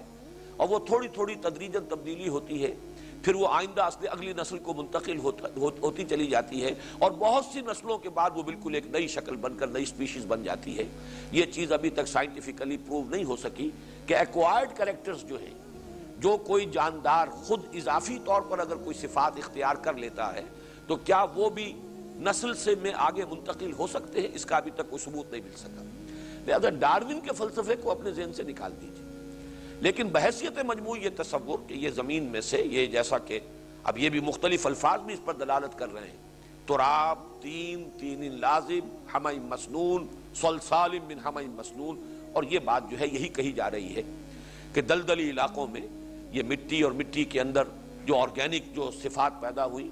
اور پھر وہ جہاں پانی کا اور مٹی کا مسلسل ایک انٹریکشن تھا، اس کے ذریعے سے وہاں حیات کا آغاز ہوا، وہ ایک یونی سیلولر آرگنزم، پھر اس سے وہ بڑھتے بڑھتے جو ہے مختلف جو یہ وجود حیوانات جو ہے وجود میں آئے، مختلف سپیشیز وجود میں آئی، اللہ تعالیٰ کے حکم سے ہوگا۔ اور اگر وہ بھی ہوا ہو کہ ایک سپیشیز سے دوسری سپیشیز بنی ہو تو وہاں بھی جو خلا ہے وہ اللہ کا حکم کن ہے کہ جو اس خلا کو پر کرے گا۔ اب یہ تبدیلی ہو جائے، لیکن گریجولی اس کے اندر ان حیوانات کے اندر یہ ارتقا ہوا ہو، لوور فارمز آف لائف پہلے ظاہر ہوئی اور پھر نسبتاً ہائر فارمز آف لائف ظاہر ہوئی، انہی سے یا علیحدہ سے، ان دونوں امکانات کو رکھتے ہوئے تو یہ بھی کوئی ناممکنات میں سے نہیں ہے۔ میرا اپنا ذاتی رجحان اسی کی طرف ہے۔ یہ سارا قصہ زمین برسر زمین ہی ہوا ہے، اور یہ قصہ زمین برسر زمین ہی طے بھی ہوگا، وہ میدان حشر بھی اسی زمین پر ہوگا، اور یہیں پر وہ جنت اور دوزخ کا ابتدائی جنت جو ہے اس کے مراحل اور اونچے درجات جو ہیں وہ تو اور ہوں گے، لیکن یہ کہ یہاں پر جیسے کہ مختلف صورتوں میں آخری جو پارے کی صورتیں ان میں بھی آیا وَجَاءَ رَبُّكَ وَالْمَلَكُ صَفًّا صَفًّا، تو یہ معلوم ہوتا ہے کہ اللہ تعالیٰ نزول فرمائے گا۔ کیا اس کی کیفیت ہوگی نزول کی وہ ہم نہیں جانتے۔ اس اعتبار سے یہ تمام چیزیں، چونکہ بائبل میں یہ انداز دیا گیا ہے کہ وہ جنت جو تھی، جو عارضی جنت جس میں کہ حضرت آدم رکھے گئے، وہ آپ اس کو آزمائشی جنت بھی کہہ سکتے ہو، جیسا کہ میں نے کہا ڈیمانسٹریٹ کرنا مقصود تھا کہ پہچان لو اپنے دشمن کو، جو تمہارا ازلی دشمن ابدی دشمن ہے۔ اس اعتبار سے یہ رائے ہے تورات کے مرتبین کی کہ وہ جو جنت تھی وہ اسی زمین پر تھی، کسی اونچی جگہ پر، جہاں پہ کہ ہر طرح کا سامان جو ہے زندگی کی ضروریات بآسانی اور فراوانی کے ساتھ فراہم تھی، انہیں کچھ کام نہیں کرنا پڑتا تھا، بڑی آسانی کے ساتھ میووں کی شکل میں انہیں اللہ تعالیٰ کا رزق مل رہا تھا۔ تو وہ جنت کی ایک کیفیت زمین پر تھی۔ میں صرف یہ عرض کر رہا ہوں کہ یہ چیزیں بھی قرآن مجید کے طرز بیان میں ایسا نہیں ہے کہ فٹ نہ بیٹھ سکتی۔ باقی ہمیں یہ سمجھنا چاہیے کہ یہ متشابہات میں سے ہیں، ان کے بارے میں تیقن کے ساتھ، بالکل تعین کے ساتھ کوئی بات کہنے کی ضرورت نہیں۔ اب میں صرف ایک بات اور کہہ دوں، پھر ہم ٹیکسٹ کی طرف چلیں گے۔ یہ جو میں نے 3 مراتب قائم کیے ہیں، ملائکہ، جنات اور پھر یہ حیات عرضی، اور حیات عرضی کی بلند ترین شکل انسان، ہومو سیپینس، یہ جو ہے آج جو فلسفہ ہے سائنس میں، جو کچھ نظریات جو کافی اب ایک طرح سے تو اسٹیبلش فیکٹس کی حیثیت سے قبول کیے جا چکے ہیں، ان میں سے 2 مرحلے جو ہیں وہ سائنس کی گرفت میں آ چکے ہیں۔ وہ بگ بینگ تھیوری اور بہت بڑا ایکسپلوژن ہوا، اور وہ جو مادہ پیدا ہوا اس کے نتیجے میں نہایت گرم، ہمارا سورج جو ہے وہ بھی 1,00,000 ڈگری سینٹی گریڈ تو اس کا ٹیمپریچر ہے اس وقت، اور یہ تو بہت ٹھنڈا ہو گیا ہے۔ وہ جو شروع کا تھا وہ تو نہ معلوم کتنے ملین ڈگریز جو ہے سینٹی گریڈ کا ٹیمپریچر تھا، ایک وہ دور تھا۔ پھر رفتہ رفتہ یہ کائنات ٹھنڈی ہو رہی ہے، اور یہ جو مختلف قرے ہیں وہ بھی ٹھنڈے ہو رہے ہیں۔ زمین کے بارے میں بھی کہ یہ بھی بہت گرم تھی اور رفتہ رفتہ ٹھنڈی ہوئی ہے، اور جیسے ٹھنڈی ہوئی ہے کرسٹ آف دی ارتھ اس کے اوپر وجود اس پر آیا ہے، اور پھر جو بارش وغیرہ اور پانی بخارات جو اسی میں کے نکلے ہوئے ہیں، یا یہ کہ وہ جو بھی دخان جسے قرآن نے کہا ہے، اسی دخان کے اندر جو ہے وہ مختلف گیسز کے انٹریکشن سے پانی بنا اور پھر وہ زمین پر برسا، تو یہ معلوم ہوتا ہے کہ مراحل واقعی یہی ہے۔ البتہ جو فرشتوں کی تخلیق کا مرحلہ ہے وہ سائنس کے دائرے سے خارج ہے، یہ وہ تکوین ہے عالم امر کی۔ ہماری فزیکل سائنس جو ہے وہ عالم خلق کو ایکسپلور کر سکتی ہے، عالم امر سے اسے کوئی سروکار نہیں۔ روح جو ہے، ملائکہ اور ارواح، یہ در حقیقت ارواح انسانیہ، یہ بھی نوٹ کر لیجئے کہ انسان کا مرکب وجود ہے، اس کی وہ روح جس کا کہ ذکر ہو چکا ہے پچھلے درس میں، وہ جو ہمیں پہلے پیدا کیا گیا تھا ارواح کی شکل میں، یہ بالکل ملائکہ کی ہم پلہ ہے، یہ نورانی ہے، نوری الاصل ہے۔ البتہ یہ کہ فرشتوں کے ساتھ یہ جو ارواح انسانیہ ہے یہ بھی پیدا کر دی گئی، اس کے بعد وہ ارواح انسانیہ کسی کولڈ سٹوریج میں رکھ دی گئی۔ اب جیسے جیسے اس عالم خلق میں ایک انسان کا حیولہ تیار ہوتا ہے رحم مادر میں، وہ روح اس کی لا کر اس کے ساتھ شامل کر دی جاتی ہے۔ تو انسان کا وجود مرکب وجود ہے، روح کے اعتبار سے وہ جنات سے بہت بالا ہے، لیکن یہ کہ محض اپنے مادی جسد کے اعتبار سے وہ جنات سے کمتر ہے، اس لیے کہ جنات کی تخلیق جو ہوئی ہے وہ نار سے ہوئی ہے، اور جبکہ یہ ہمارا مادی وجود جو ہے، جسدی وجود جو ہمارا ہے، یہ مٹی سے بنا ہے، یہ زمین کے اس کرسٹ آف دی ارتھ سے بنا ہے۔ اس اعتبار سے وہ پہلو ہمارا کمتر ہے جنات سے، جبکہ وہ جو ہماری ارواح ہیں وہ تو فرشتوں کے ہم پلہ، بلکہ ایک اعتبار سے ان سب سے بھی بالا تر ہے۔ اور یہی وہ نقطہ نوٹ کر لیجئے کہ ان میں جو روح سب سے اونچی ہے وہ روح محمدی ہے صلی اللہ علیہ وسلم، اور ان سے بالا تر کوئی ہستی نہیں، کوئی فرشتہ نہیں، کوئی وجود جو بھی ہے ذات باری تعالیٰ کے بعد جو بھی وجود ہے۔ صحیح کہا جس نے بھی کہا کہ بعد از خدا بزرگ تو یہ قصہ مختصر، کیا بیان کریں، اس لیے کہ ظاہر بات ہے کہ وہ ارواح انسانیہ ملائکہ سے بالا تر ہے، جبکہ جھکایا جا رہا ہے فرشتوں کو، سب کے سب فرشتوں کو آدم کے سامنے، تو ان کا تو بالا تر ہونا ثابت ہو گیا۔ نوری الاصل ہونے کے اعتبار سے فرشتے بھی نوری الاصل ہیں اور ارواح انسانیہ بھی نوری الاصل ہیں، اس میں تو مساوات ہے، لیکن پھر فرق مراتب ہے، جیسے ملائکہ میں فرق مراتب ہے، جبریل سید الملائکہ ہیں، اسی طریقے سے یہ نوری الاصل مخلوق ہونے کے اعتبار سے ارواح انسانی اگرچہ برابر بنتی ہیں ملائکہ کے، لیکن اپنے مرتبے میں ملائکہ سے بالا تر، اور ان میں بالا ترین اور برترین وہ روح محمدی ہے صلی اللہ علیہ وسلم۔ تو یہ جو 2 درجے ہیں، یہ چونکہ میٹیریل ورلڈ کے ہیں، عالم خلق کے ہیں۔ میں آج کل ایک کتاب پڑھ رہا ہوں علامہ اقبال کی thoughts and reflections of Iqbal, Syed Wahid Ali نے، چونکہ خلافت سے متعلق بعض معاملات پر ایک مضمون میں نے دیکھا کہ ان کی کچھ کوٹیشنز تھی، کچھ ریفرنسز تھے، تو میں بہت خوش ہوا یہ دیکھ کر کہ علامہ اقبال نے ویسے کسی انگریز مفکر کا قول نقل کیا ہے کہ ہماری زبان کی بڑی ہی تنگ دامانی ہے کہ کریشن کا صرف ایک لفظ ہے اور اس کو آگے اس کی درجہ بندی ہم نہیں کر سکتے۔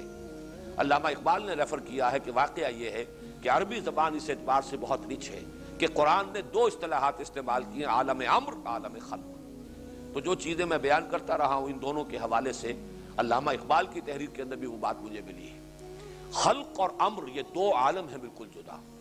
جو بھی یہ میٹیریل ورلڈ ہے، ورلڈ آف میٹر، وہ ہے عالم خلق، لیکن عالم امر اس سے ماورا ہے، بالا تر ہے. وہ ہماری فزیکل سائنس کی ریسرچ اور اس کی جو بھی دریافت ہے اس کے دائرے میں وہ آتا ہی نہیں. اس تک ہماری ان جو بھی ہمارے ذرائع ہیں علم کے، سائنٹیفک نالج کے، وہاں تک ان ذرائع کی رسائی نہیں ہے. تو ارواح انسانیہ اور ملائکہ ان کا تعلق عالم امر سے. یہی وجہ قرآن مجید میں ارواح کی تخلیق کا تذکرہ نہیں کیا، ملائکہ کی بھی تخلیق کا تذکرہ قرآن میں کہیں نہیں ہے. نفی تو کی گئی ہے کہ یہ کہتے ہیں کہ ان کو مؤنث بنایا اللہ نے، تو کیا یہ موجود تھے جب ہم نے ملائکہ کو بنایا؟ وہاں پر اگرچہ مجبوراً وہاں پہ پھر لفظ خلق آ گیا ہے، لیکن یہ کہ در حقیقت وہ عالم امر کی شے ہے، ارواح انسانیہ اور ملائکہ. عالم خلق میں یہ نار آ گیا اس لیے کہ ہمارا علم بھی اب تک وہیں تک پہنچا ہے. وہ بگ بینگ، اس سے پہلے کیا تھا اس کو انسانی علم جو ہے نہ جان سکا ہے نہ جان سکے گا. ہمارا علم تو وہیں بگ بینگ سے شروع ہوا ہے، اور وہ بگ بینگ جو ہے اس سے عالم خلق کا آغاز ہوا ہے، اور وہ تھا نہایت، یعنی جس کا کوئی تصور ہمارے لیے ممکن نہیں. آپ 1,00,000 سینٹی گریڈ کا تصور کیجئے ٹیمپریچر کا، وہ تو بہرحال ہمارے لیے تو ان امیجنیبل ہے. وہ تو سورج کا ہے غریب کا، یہ تو بہت ٹھنڈا ہو چکا ہے، اس کی تو اب کوئی حیثیت نہیں رہی. جو اصل اس وقت جو ٹیمپریچر تھا غالباً اگر میں بھول نہیں رہا ہوں تو وہ 15 ملین، یعنی جو بھی آج انہوں نے اندازے لگائے ہیں وہ یہ کہ 15 ملین ڈگری سینٹی گریڈ کا ٹیمپریچر تھا. وہ اس آگ سے ملائکہ کی تخلیق ہوئی ہے، اس جنات کی تخلیق ہوئی ہے. اس اعتبار سے جنات کا قریب تر ہونا ملائکہ سے وہ بھی سمجھ میں آ گیا. نور اور نار کا معاملہ قریب تر ہے.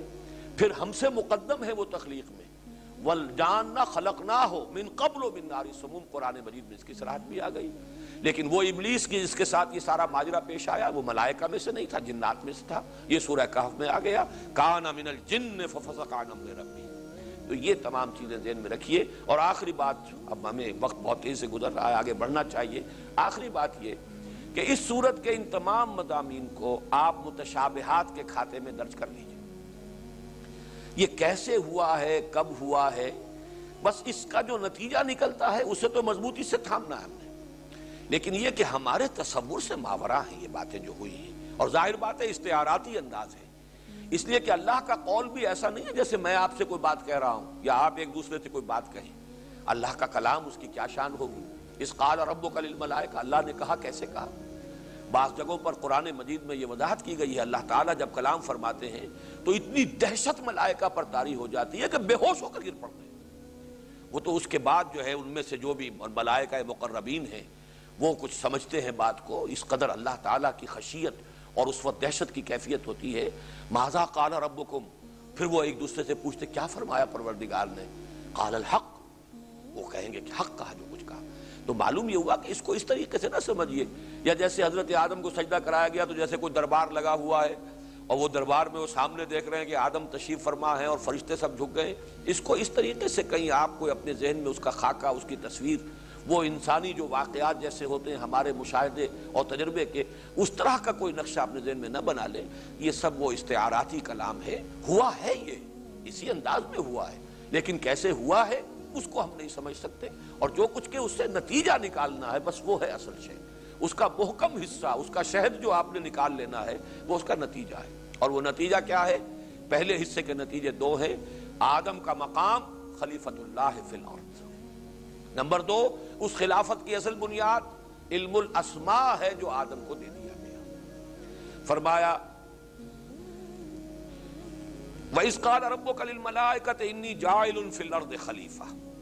اور یاد کرو جب کہ کہا تھا آپ کے رب نے فرشتوں سے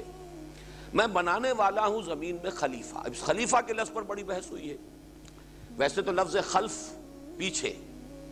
پیچھے آنے والا خلیفہ، جانشین خلیفہ ہوتا ہے، لیکن یہ کہ اس کا استعمال جو ہے کثرت کے ساتھ وہ نائب کے لیے، جو بھی کوئی نیابت کسی کی طرف سے کسی کو دے دی جائے، اور وہ اس وجہ سے بھی ہو سکتی ہے کہ کوئی شخص جو ہے، کوئی ہستی،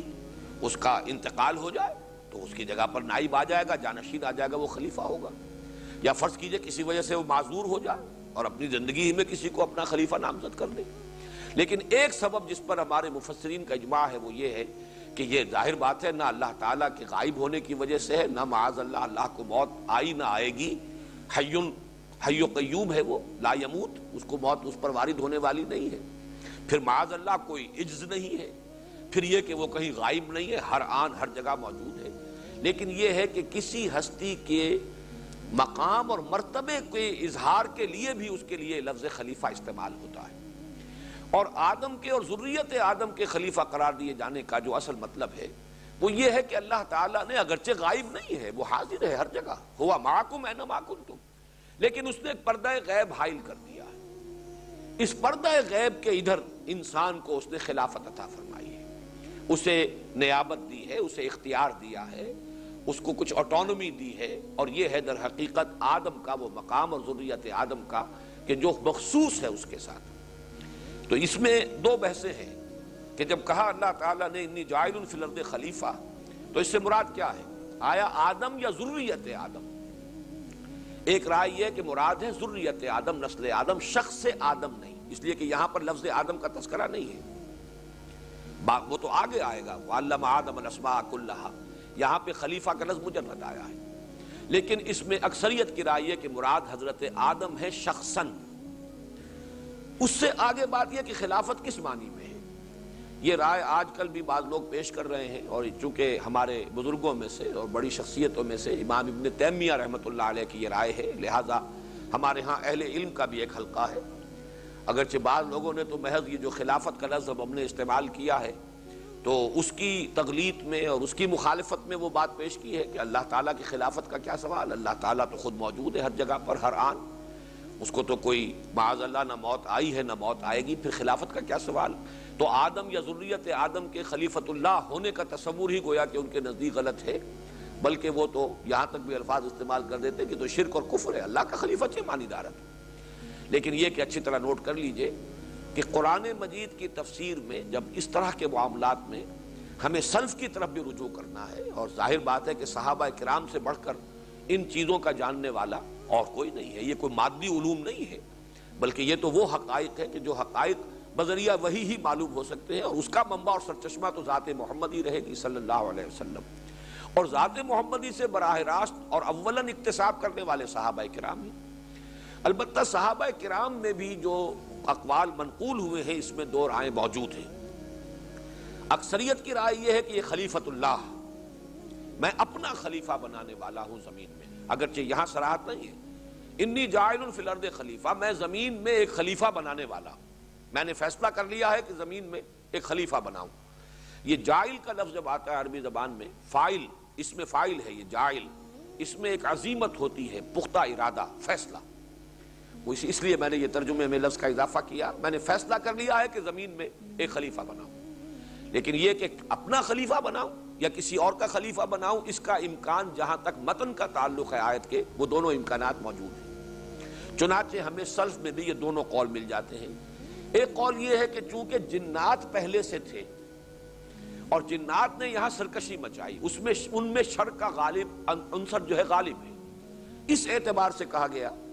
کہ ان کو یہاں سے بے دخل کیا گیا، اور ان کا خلیفہ بنا کر ان کے بعد آنے والے ہیں آدم اور ذریت آدم، تو گویا کہ وہ خلیفہ ہوئے جنات کے۔ یہ ایک رائے ہے اور سلف میں بھی موجود ہے، لہذا اگر کوئی شخص اس کو مانے تو مجھے اس پر کوئی نکیر نہیں ہوگی، لیکن یہ کہ دوسری رائے کی نفی کرنا یہ در حقیقت زیادتی ہے، اس لیے کہ صحابہ کرام میں بھی وہ دوسرا قول زیادہ مقبول ہے کہ یہ اللہ تعالیٰ کے خلیفہ، اللہ کا خلیفہ بنایا گیا حضرت آدم کو۔ چنانچہ میں آپ کو عبارت سنا رہا ہوں جو امام رازی نے سمپ کیا ہے اس کو، ذکروا فیہ وجہین، مفسرین نے، اسلاف نے اس میں دو امکانات کا اظہار کیا ہے۔ الاول،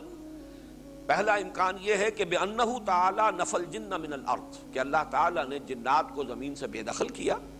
وَأَسْكَنَ آدَمَ الْأَرْضَ فَكَانَ آدَمُ خَلِيفَةً لِأُولَٰئِكَ الْجِنِّ الَّذِينَ تَقَدَّمُوهُ، تو پھر اللہ تعالیٰ نے اس کے بعد حضرت آدم کو یہاں کا چارج دیا، تو حضرت آدم گویا کہ جنات کے خلیفہ ہوئے کہ جو ان سے پہلے یہاں پر انچارج تھے۔ یروى ذلک عن ابن عباس، یہ روایت کیا گیا ہے حضرت عبداللہ ابن عباس رضی اللہ تعالی عنہما سے۔ والثانی، اور دوسرا احتمال، دوسرا امکان یہ ہے، انما سماہ اللہ خلیفۃ لانہ یخلف اللہ فی الحکم بین المکلفین من خلقہ، اللہ تعالیٰ نے نام دیا ہے خلیفہ کا حضرت آدم کو اس لیے کہ وہ اللہ کا خلیفہ، اللہ تعالیٰ کے نائب کی حیثیت سے کام کرے گا زمین میں، اللہ تعالیٰ کی مخلوقات کے مابین حکم کرنے میں۔ وَهُوَ الْمَرْوِي مِنْ ابن عباس و ابن مسعود، اور یہ دوسرا قول جو ہے ابن عباس سے بھی مروی ہے اور ابن مسعود سے بھی، عبداللہ ابن مسعود سے بھی، یعنی حضرت عبداللہ ابن عباس سے دونوں قول مروی ہو گئے۔ اس میں ذہن میں رکھیے کہ یہ جو اقوال جو اس طریقے سے منسوب ہو جاتے ہیں،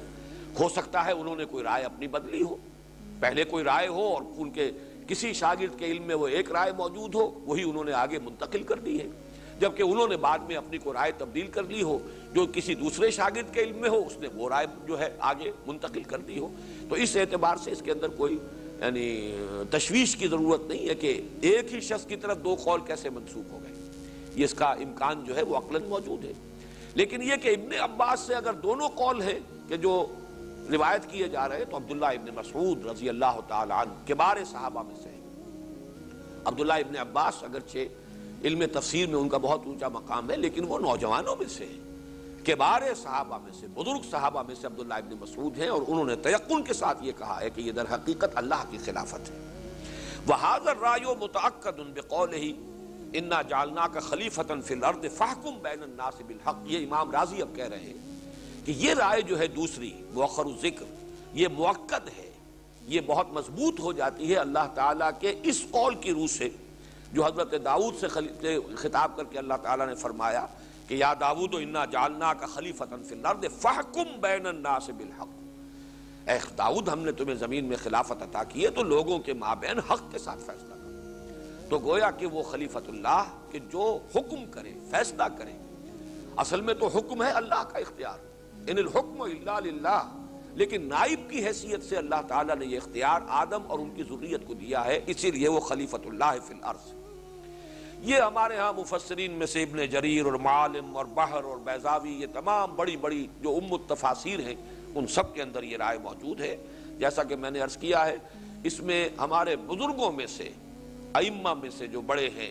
ان میں سے امام ابن تیمیہ ہیں کہ جنہوں نے اس سے اختلاف کیا ہے، لیکن بہرحال ان کے اور بھی بہت سے معاملات میں آراء شاذ ہیں، تو شاذ رائے ہر ذہین آدمی کی، ہر جینیس آدمی کی کوئی نہ کوئی بات ایسی ہوتی ہے کہ جس میں وہ دوسروں کے ساتھ موافقت نہیں کر سکتا، لیکن یہ کہ جس چیز پر کہ اجماع ہو، جس پر کہ اکثر نے اتفاق کر لیا ہو، اصل وہی شے ہے کہ جس کو قبول کیا جانا چاہیے۔ باقی یہ کہ قرآن مجید میں، اب میں پھر عرض کروں گا کہ مکی قرآن میں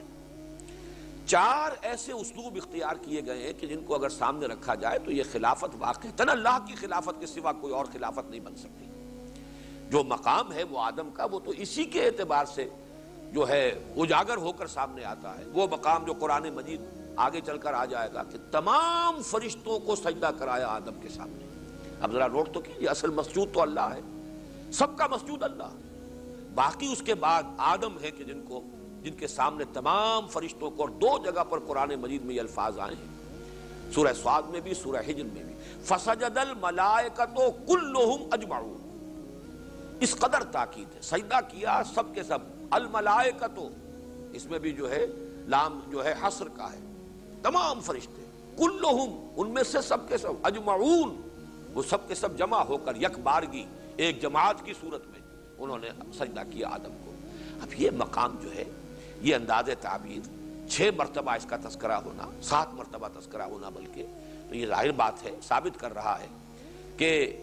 اللہ کے بعد مقام آدم کا ہے، اس میں کوئی شک نہیں۔ چونکہ ذریت آدم میں سے ہیں خود حضور صلی اللہ علیہ وسلم، یہاں پہ ہم آدم کو ایک نوع کی حیثیت سے لے رہے ہیں، تو اس کائنات کے اندر جملہ مخلوقات میں باقی سب سے، اسی لیے اشرف المخلوقات، تمام مخلوقات میں سب سے اشرف، سب سے افضل وہ آدم ہے، اور نسل آدم ہے، ذریت آدم ہے۔ اسی طرح فرمایا گیا خلقتہ بیدی، میں نے اس آدم کو بنایا اپنے دونوں ہاتھوں سے، اور اس کی تعبیر اس کے سوا کوئی نہیں ہو سکتی، ورنہ اللہ تعالیٰ کے ایسے کوئی 2 ہاتھ نہیں ہے۔ یا تو یوں کہا جائے گا کہ اس سے مراد ہے بڑے اہتمام سے میں نے بنایا ہے آدم کو، لیکن میرے نزدیک اس کی تعبیر صحیح ترین یہ ہے کہ اللہ تعالیٰ کی ذات ہے جس میں عالم امر اور عالم خلق دونوں اس کے قبضہ قدرت میں ہیں، الا لہ الخلق والامر، اور یہ دونوں عالم مخلوقات میں سے صرف آدم ہے جس میں کہ آ کر جمع ہو گئے ہیں عالم امر سے، جس کی روح ہے، عالم خلق سے اس کا یہ وجود جسدی ہے، مادی ہے۔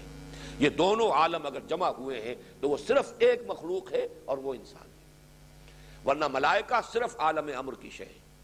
جنات صرف عالم خلق کی شے ہیں، ان میں وہ روح نہیں پھونکی گئی۔ وہ روح کا پھونکا جانا ہی تو در حقیقت حضرت آدم کی اس شرف کو اور ان کے اس مقام اور مرتبے کو واضح کرتا ہے،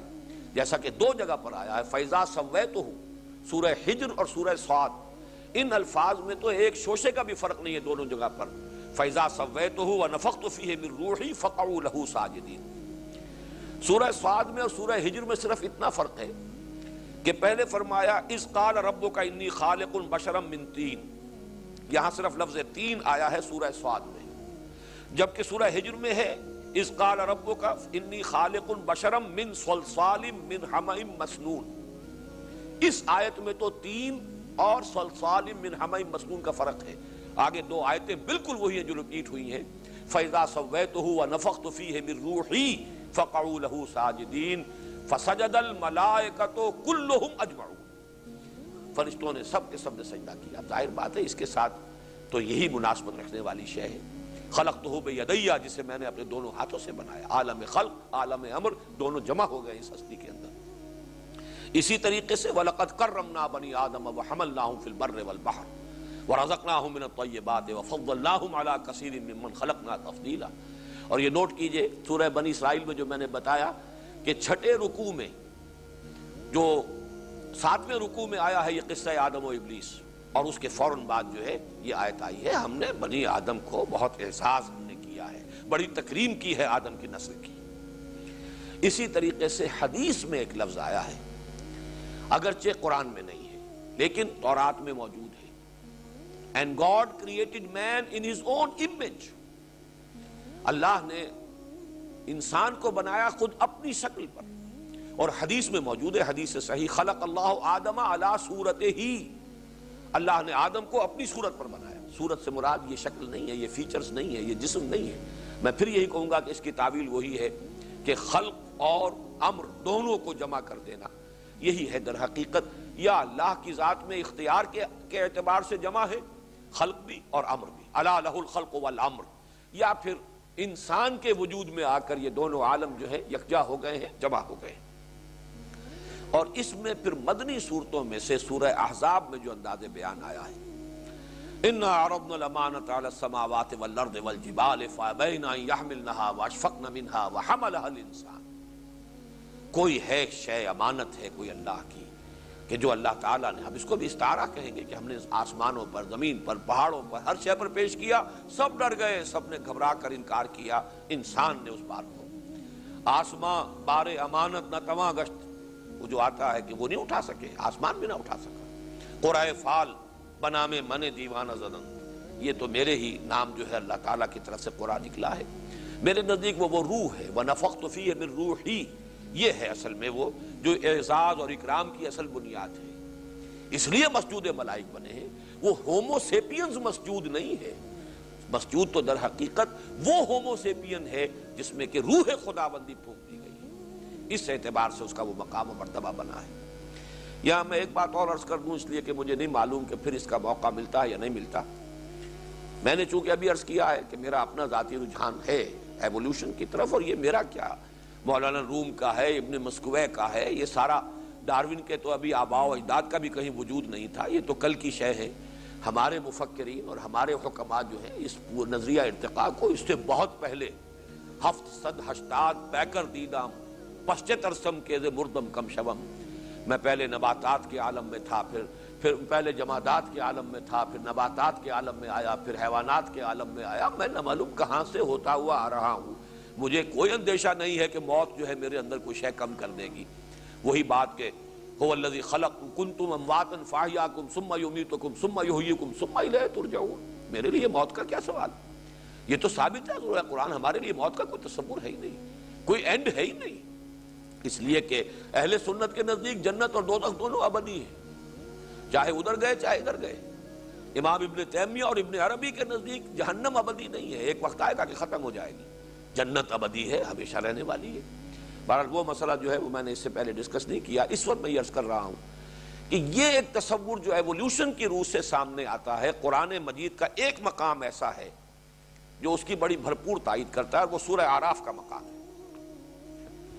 وہاں جمع کے صیغے سے بات شروع کی گئی ہے، وَلَقَدْ خَلَقْنَاكُمْ، ہم نے تمہیں بنایا پیدا کیا، ثُمَّ صَوَّرْنَاكُمْ،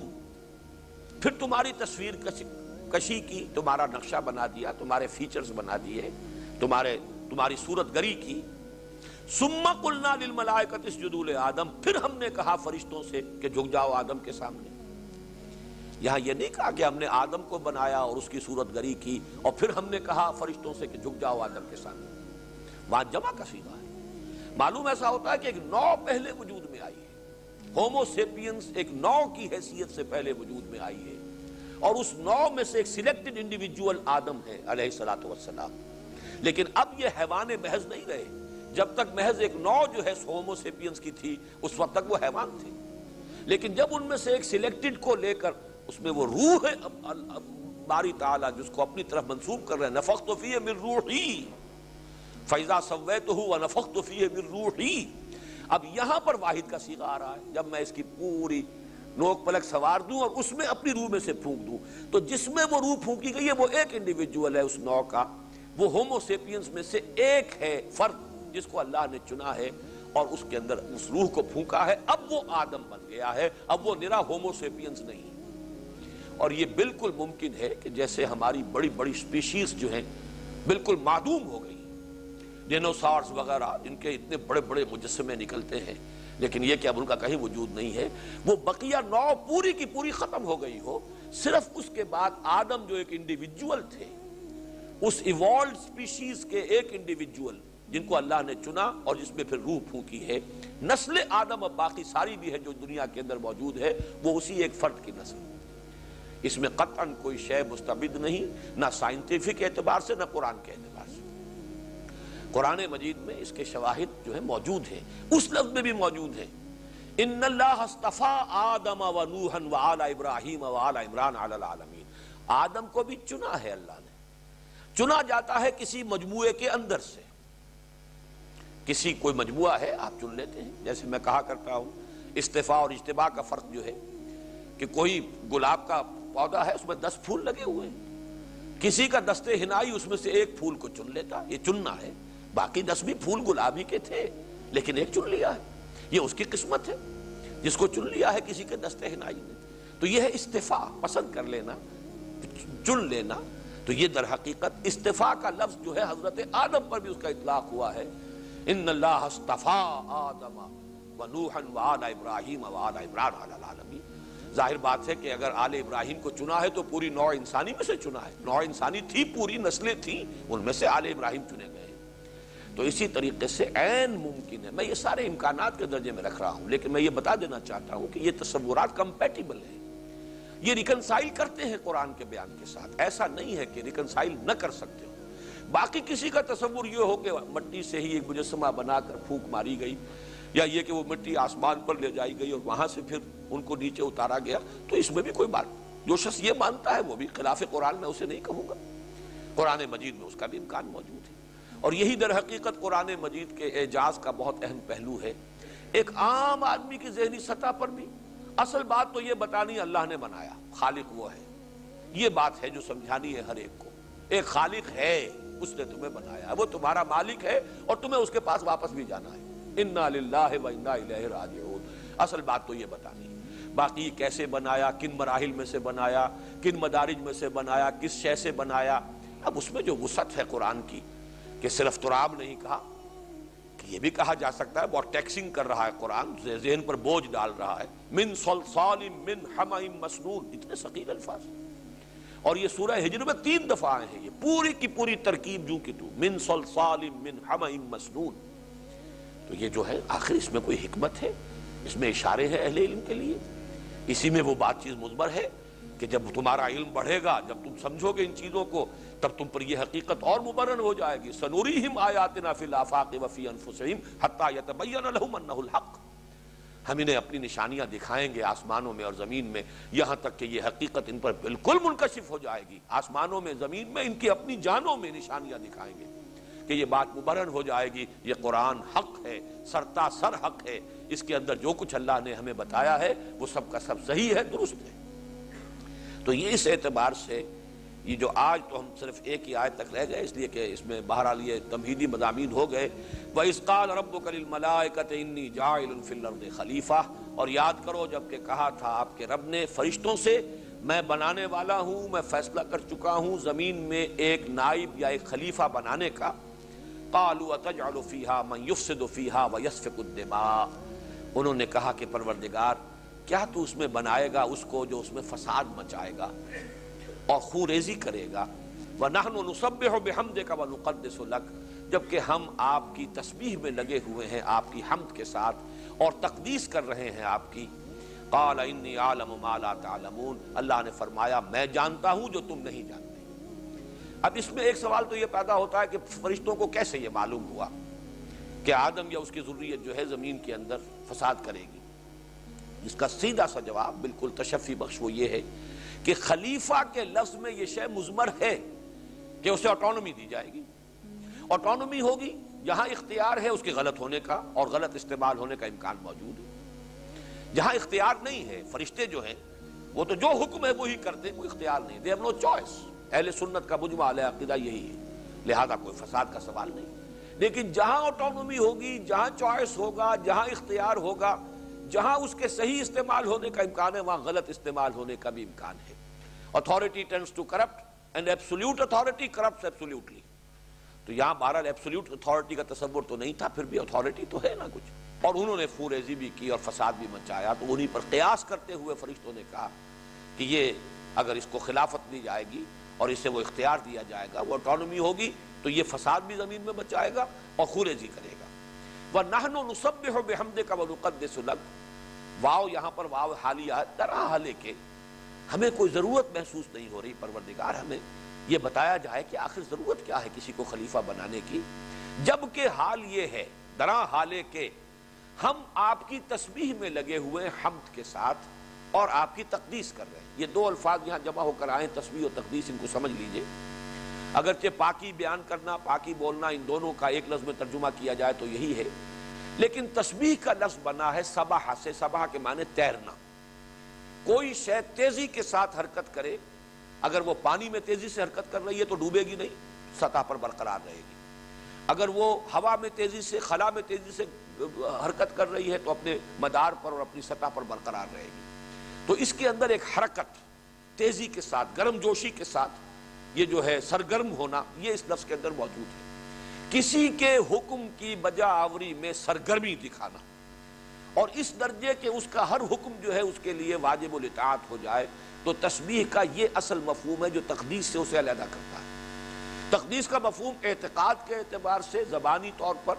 اور اقرار کے درجے میں کسی کی بڑائی، کسی کی بزرگی، کسی کا ہر نقص سے، عیب سے پاک ہونا، یہ تقدیس ہے۔